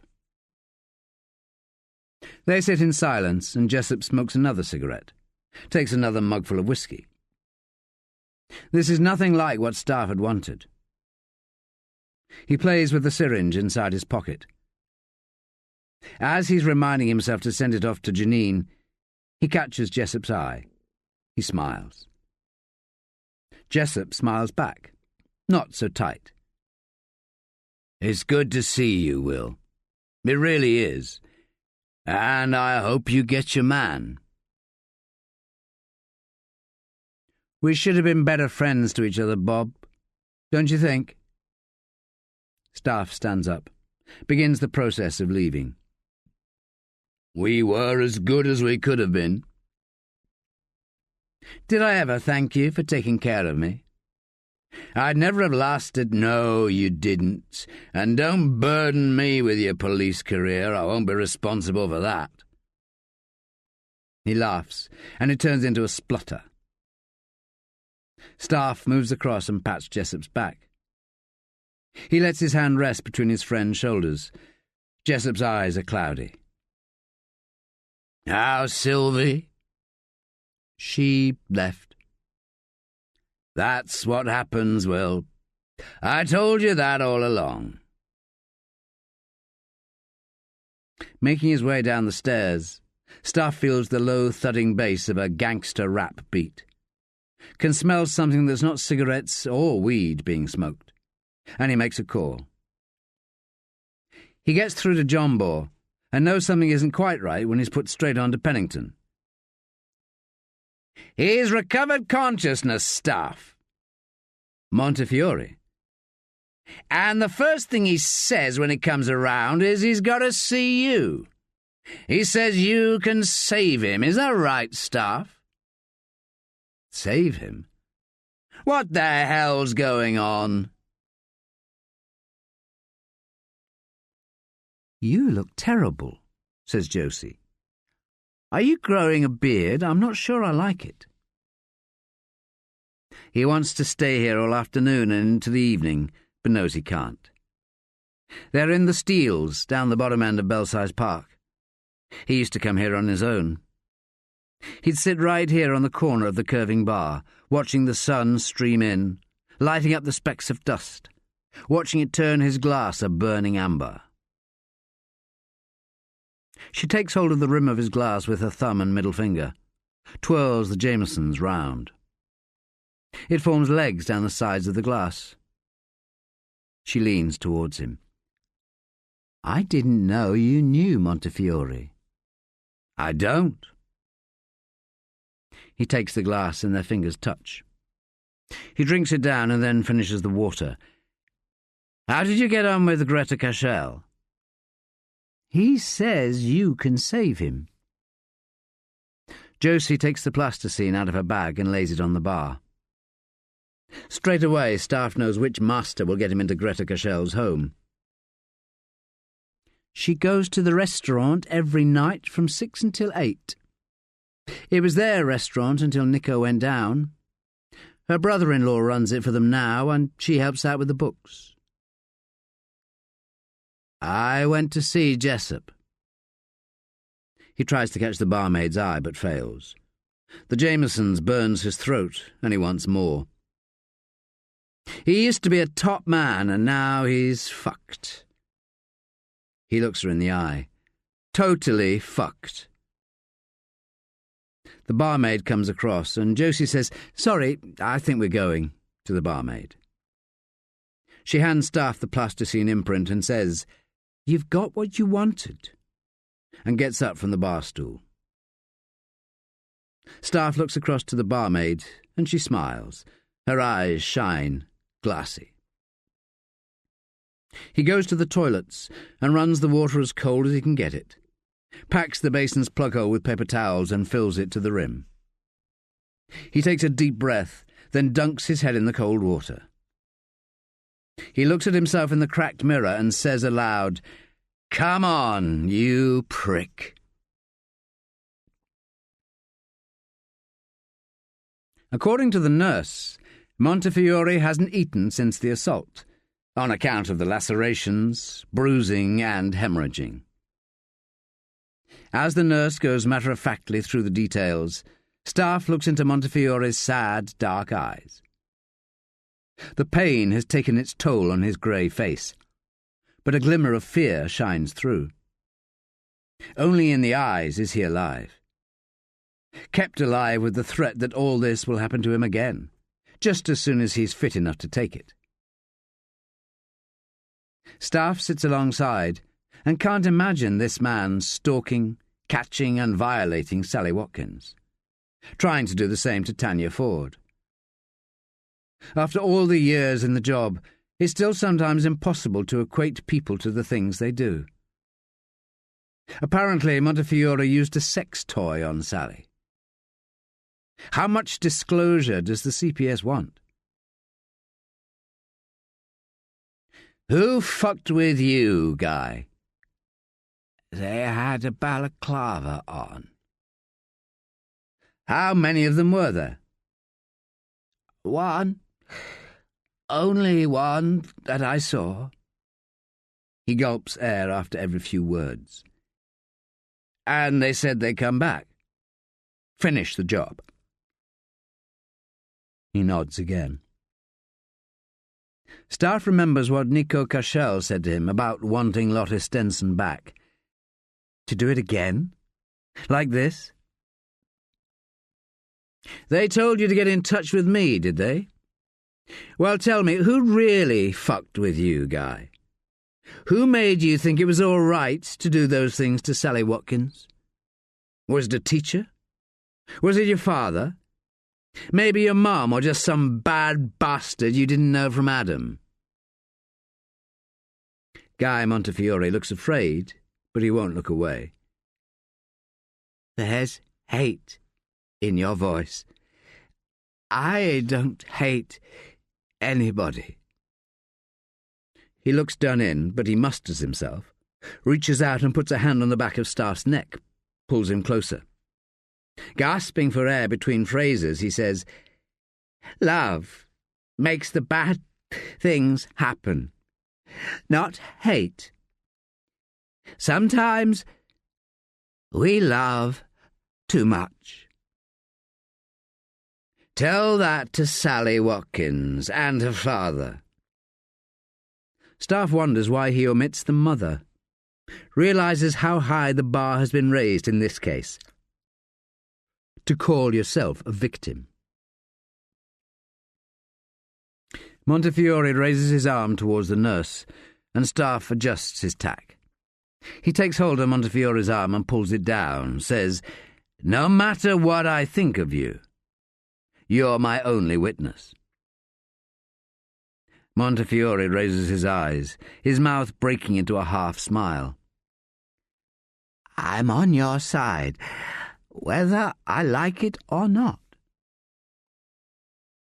The nurse comes up, tells Staffe his time is up. "You make sure nobody comes in here. Nobody." She flinches, and he checks her name badge. He smiles. "It's really important, Judy. Life and death." As he goes, he says, "How would they know me?" turning to Montefiore. But his eyes are closed.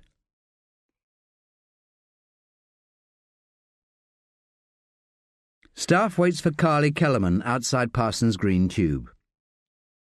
He calls Johnson, and as it rings, his temperature rises. He puts his hand in his pocket and feels the syringe, wants to ask what the hell is going on. What the hell is it that Johnson's on? No wonder he can't afford anything better for his family. But he knows he has to wait. He's down to the bare bones on this case. Perhaps he'll do something when Janine has the findings on the syringe. "It's good news, bad news, sir. We think we know where Ruth Merritt is," says Johnson. "And what's the bad news?" "She's in India. Down in the south, according to her sister, but she hasn't heard a word for 6 months. Hasn't got a clue how we get hold of her." "Send me a transcript of the conversation. I'm in Fulham." Carly Kellerman comes up the steps and Staffe waves to her. "Just going to see Tanya Ford." "You want to come along? We can wait." I can't, sir. Staffe hangs up, and he and Carly walk down towards Tanya Ford's house. A new block of houses crammed in between the railway sidings and the Purbeck Council estate. Her parents are absolutely adamant they don't want her to even see the accused, let alone press charges, says Carly. If the Watkinsons had followed through when Montefiore raped Sally, we wouldn't be having to do this. Nothing would have happened to Tanya Ford. It's for the victim to decide, Staffe, not us. And, anyway... Suddenly Carly looks sad, kind of ashamed. "What is it?" says Staffe. He'd have been released by now. We just have to do what's right, don't we, Staffe? Do our jobs. That's all we can do, Carly. At the house, Tanya Ford's mother answers the door. It leads straight into a small lounge where Tanya is curled into a ball in an armchair. She has the corner of an old crocheted blanket in her mouth. Tanya's father, Tony Ford, stands against a radiator under the window, arms crossed over his chest and thunder on his brow. He looks as though he can handle himself. "We want this done with soon as," says the father. "I do need to speak to Tanya, Mr. Ford," says Staffe. "We think we know who attacked her." "Tell me his name and where he lives then. We don't need you no more." "I'd like Tanya to come with me, to identify him." "She saw nothing," says her mother. "This man, if we're right, might have done this before. He might do it again." "Do what? He didn't touch her. My Tanya's..." His wife shoots him a glare. "I'm fed up with you people. Fed up to here." He puts his hand way above his head, almost touches the ceiling. Staffe goes across to where Tanya is curled up, goes down on his haunches, keeping half a yard between them. "Did you see him, Tanya?" She shakes her head. "Did he have something over his head?" "There were two of them." She nods her head. "Is there anything you remember? The aftershave? Their eyes? The voice?" She shakes her head. "Tell me who he is and get the fuck out of here," says Tony Ford. Staffe stands up. He thinks of Sally Watkins turning tricks in her bedroom while her father watches TV. He tries to calm himself. Faces Ford. "This man used chloroform on Tanya. He did the same thing to another girl 3 years ago. But he only uses enough to knock them out for a while. He has smelling salts, too. He likes them to come round, if you get my drift." "Shut up," says Ford, taking a step towards Staffe. "Maybe we should go," says Carly. "He likes them to be awake when he's—" Ford lunges at Staffe and tries to get him in a headlock, but Staffe dips his shoulder. He uses the father's own mass against him, drops him to the floor, and as he falls, Staffe twists him, makes sure he lands on his stomach. Hating himself for it, he kneels between Ford's broad shoulders, twists his arm up his back. Between breaths, he says, "I'm sorry. I'm sorry. We're going." Then he leans down and whispers to Ford, "If you want, I can tell you exactly what he did.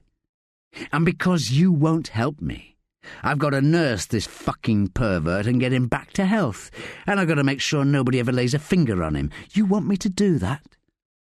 "Fuck off," says the father. "I've got you, you bastard. I've got you." Carly Kellerman takes a hold of Staffe and ushers him towards the door. On the way out, he glimpses Tanya Ford crying in the arms of her mother.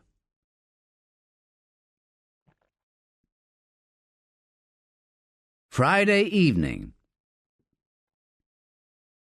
Staffe sits alone on Parsons Green platform.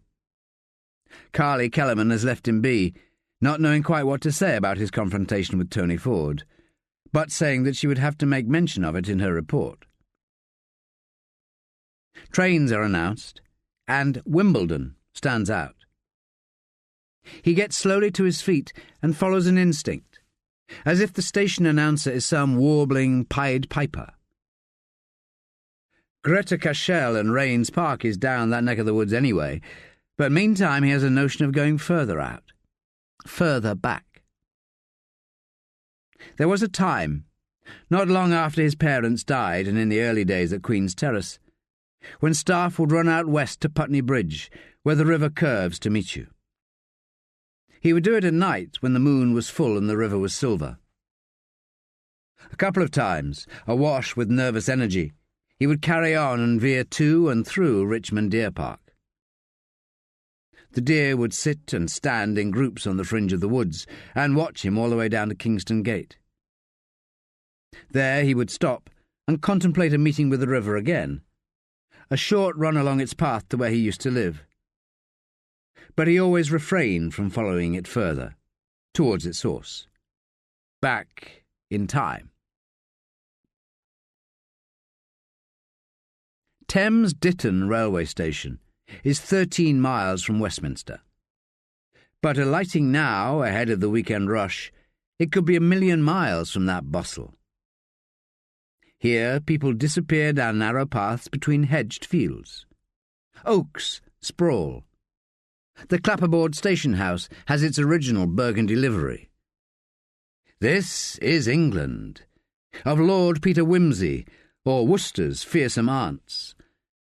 This was once home to Staffe.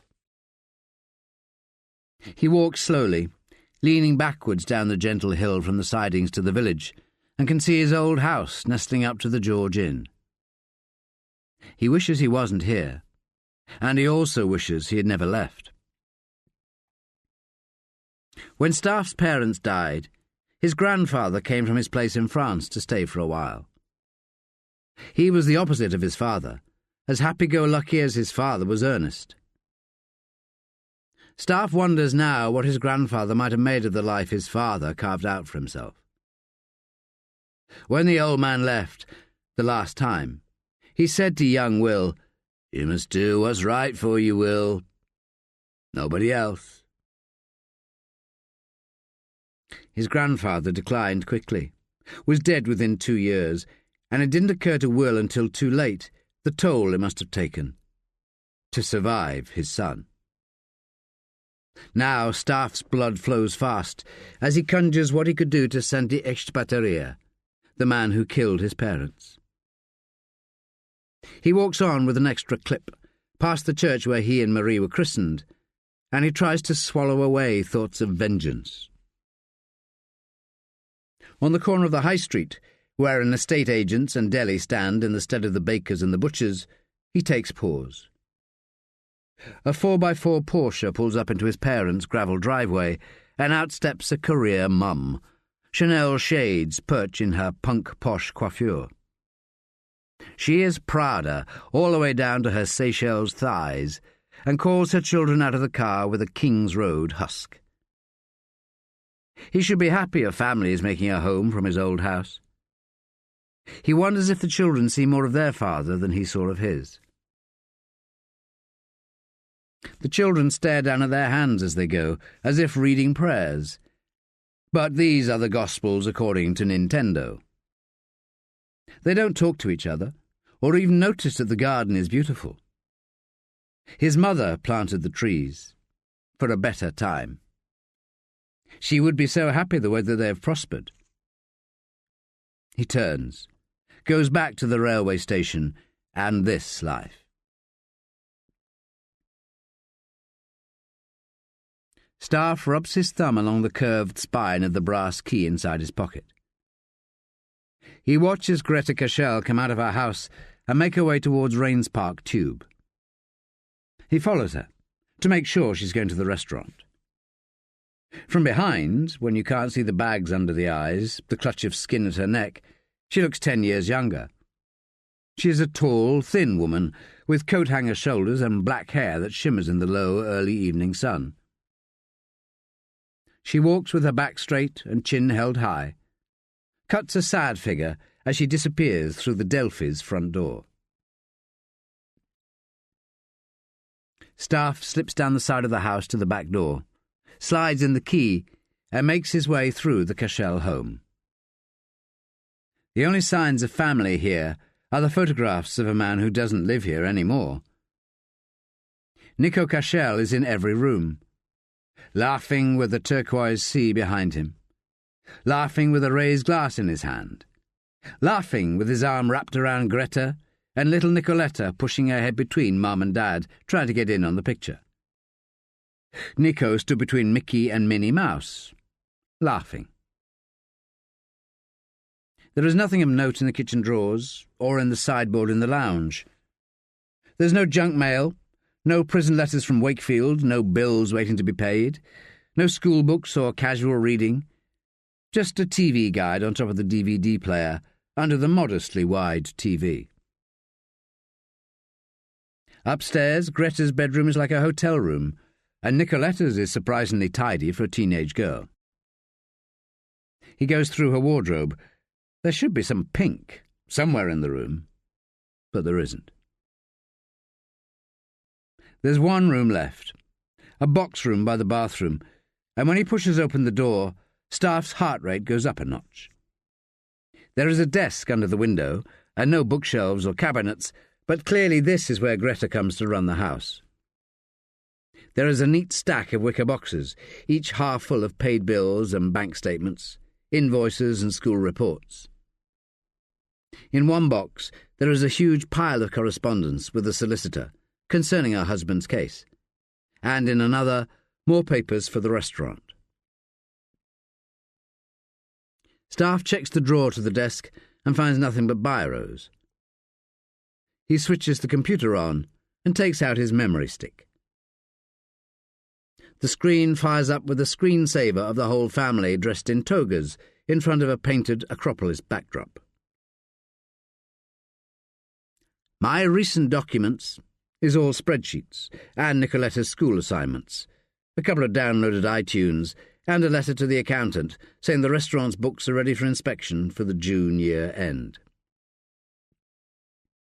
A quick flick through the Word folders reveals nothing, and Staffe is about to close down and call it a day when he sees an icon on the desktop called Contacts.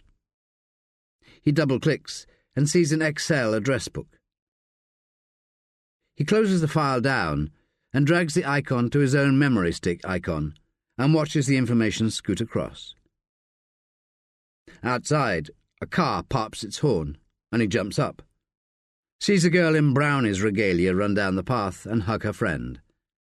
A mother drives them away. Checking the time, Staffe grants himself a quick pry into Greta's contacts and reopens the address file. There is nothing to strike a chord under B for Bowker, or C for Colquhoun, or M for Montefiore, or S for Stenson, or W for Watkins. But something is amiss. His mind is fuzzy, and he wonders if it is the lunchtime booze, or the spat with Tony Ford, the visit to his old house, or the heat. He scrolls back through the file, thinking he's missing something, and when he gets to the V's, he sees it. Something vaguely familiar. Vaber. A London number. It's 9:30 on Friday night, and back at Ledengate the uniforms have returned to file their findings and quickly drift off towards the weekend. Half of them are coming in tomorrow to finish the data matching. All the names have been inputted, and now it's time to see if the same people appear from more than one source. This is relationships reduced to numbers. Staffe has plugged in his memory stick and is calling Vaber. Victims against being buried alive. It's a Kennington number and doesn't answer. He hauls himself over coals for pushing Tony Ford too hard, but considers whether Tanya's father has his own simmering agenda. He's certainly displayed the traits of a man able to inflict damage on Guy Montefiore or any of that ilk. But two things count against him as a live possibility. The method of the assault on Montefiore, being premeditated and showing the perpetrator must have been on Montefiore's case for some time, and the lack of evidence that Tanya had been stalked before. That is to say, how would Tony Ford have known his daughter was under threat, unless he was himself stalking her or keeping an unusually vigilant eye? There are stories, and Staffe recalls a particular instance in Holland of parent paedophile rings. They tout their children to the criminals. Some even have children specifically to pay that kind of rent. Staffe rubs his face, knows he has to draw a line somewhere. Tony Ford couldn't be that kind of man.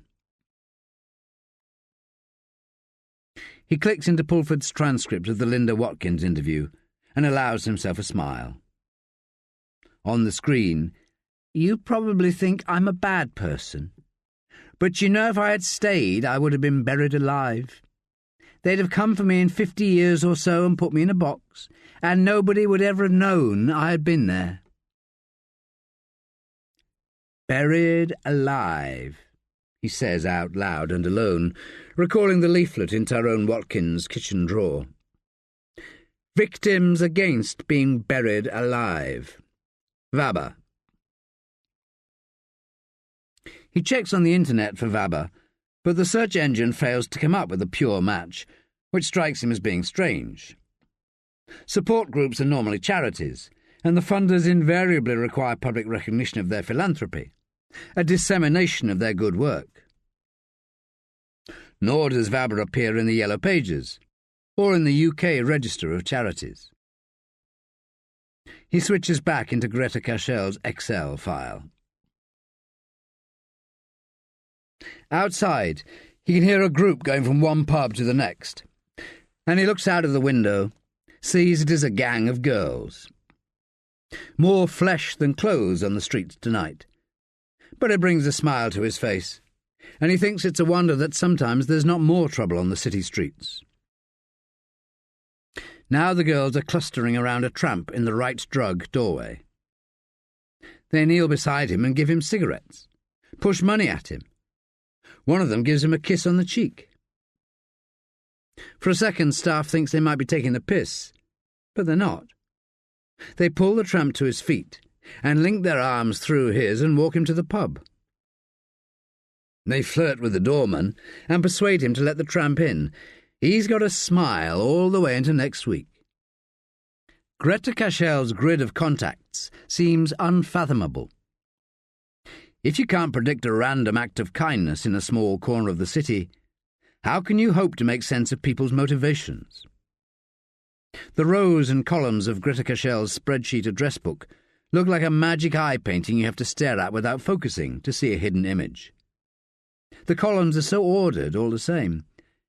Except one. A number pushes itself sideways. He counts out his own telephone number on the fingers of his hands. 11 digits. He tests another number. 11 again.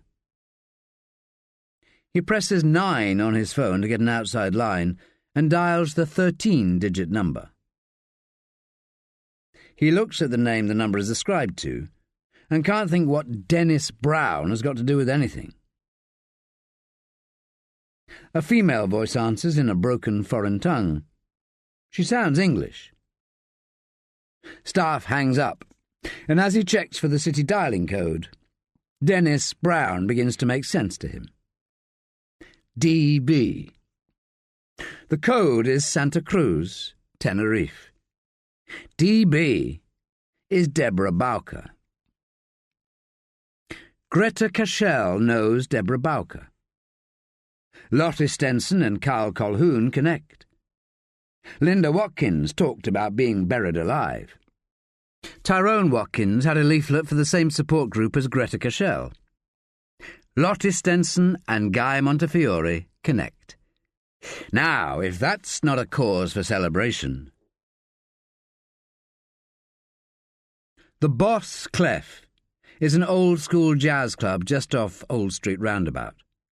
And although Stan Tracy's lad is playing downstairs with his latest band, Staffe takes a position at the upstairs bar. He's only there 5 minutes before Smethurst arrives. So the wagon sees another one topple off the back.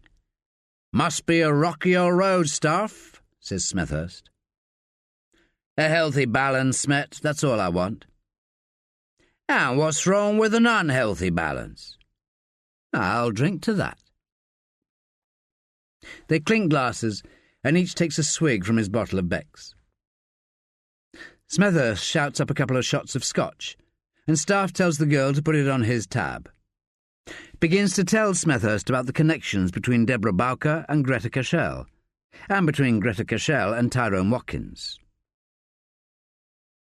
Shame you didn't get a search warrant. If the Cashell woman gets wind you found something and erases her address file, that evidence is inadmissible.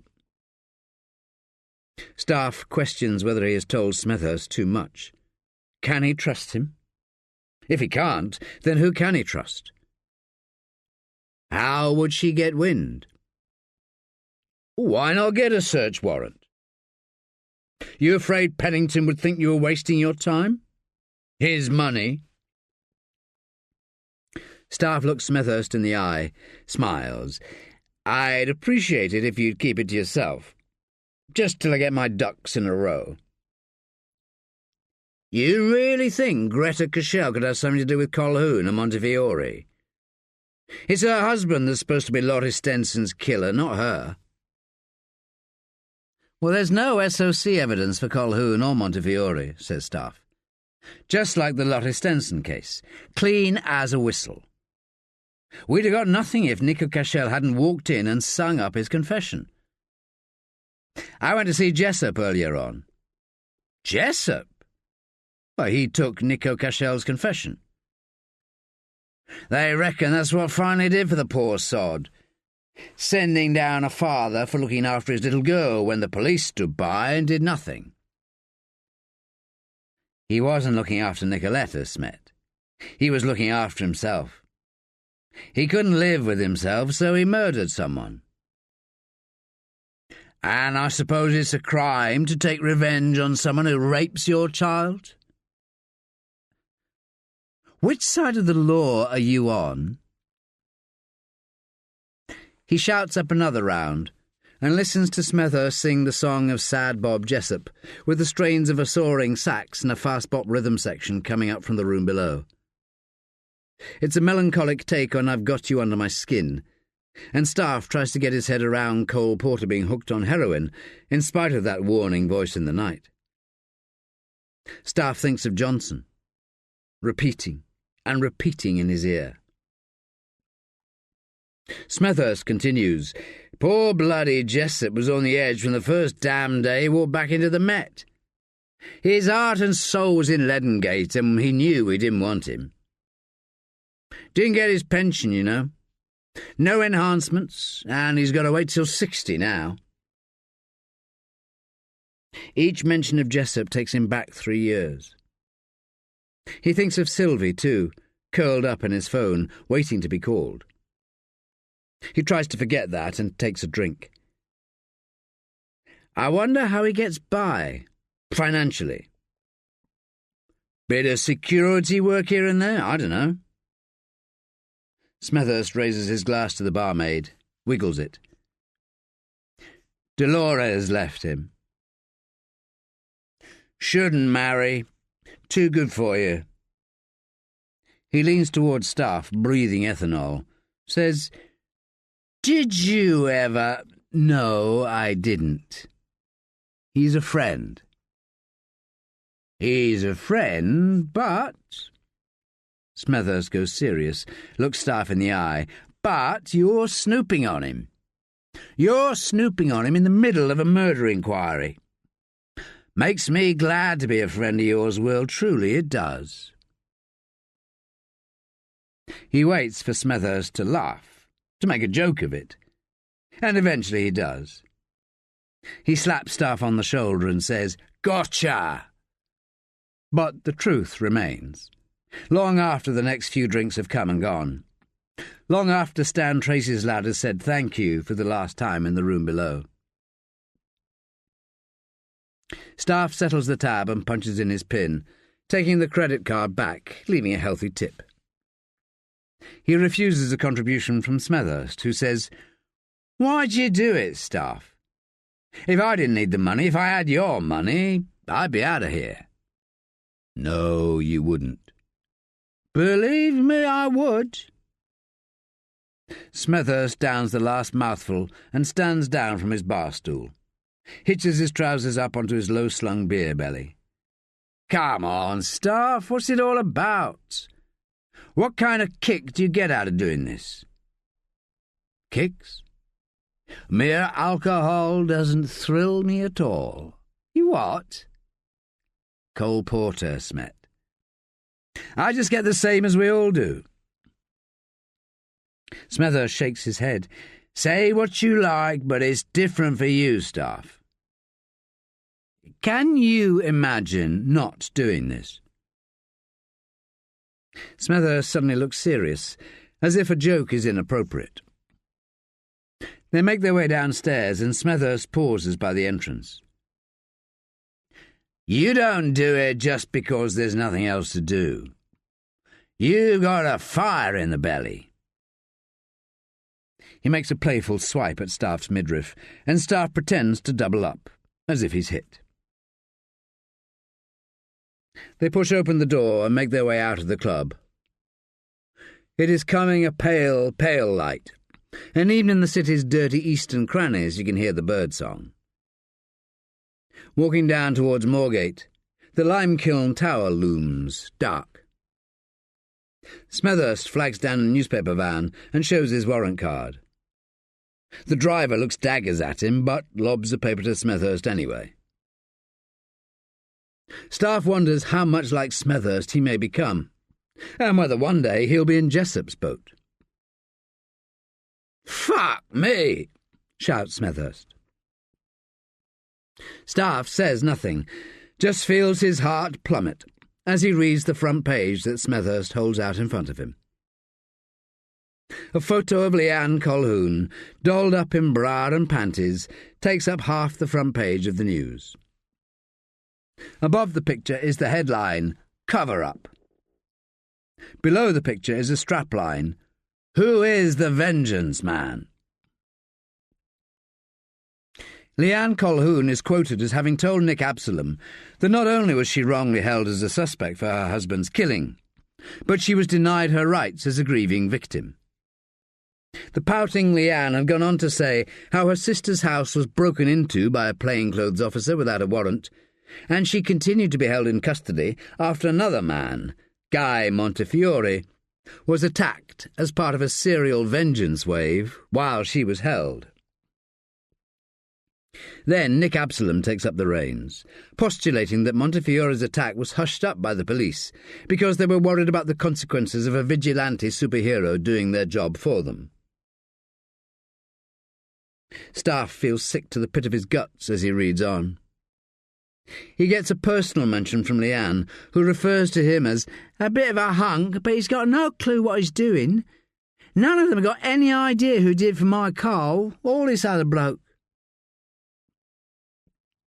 Smethurst says, "Pennington's going to have your bollocks for Wallace this time.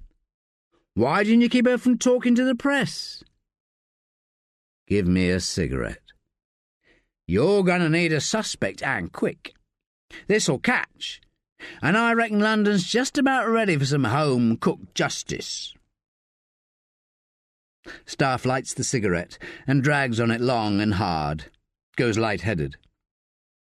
He waits for the nicotine woos to pass and thinks about the messages he's been sent. There will be another, too. "What?" says Smethurst. "Trouble is, they've hit the nail on the head. It is a vengeance thing. One murder and one assault does not a superhero make. I'll see you, Smet. Thanks for the paper." "You won't hold on to this one now, Will. Let it go. She's going to blow up in your face if you don't watch it." The man watches Smethurst stagger off down Moorgate and follows Staffe as he makes his way towards Finsbury Circus, sitting down on one of the many empty benches by the bowling green. The odd stripe of early sun makes it through the office canyons and licks the bowling surface a golden green. Staffe sits forward with his head in his hands for 5, 10, 15 minutes.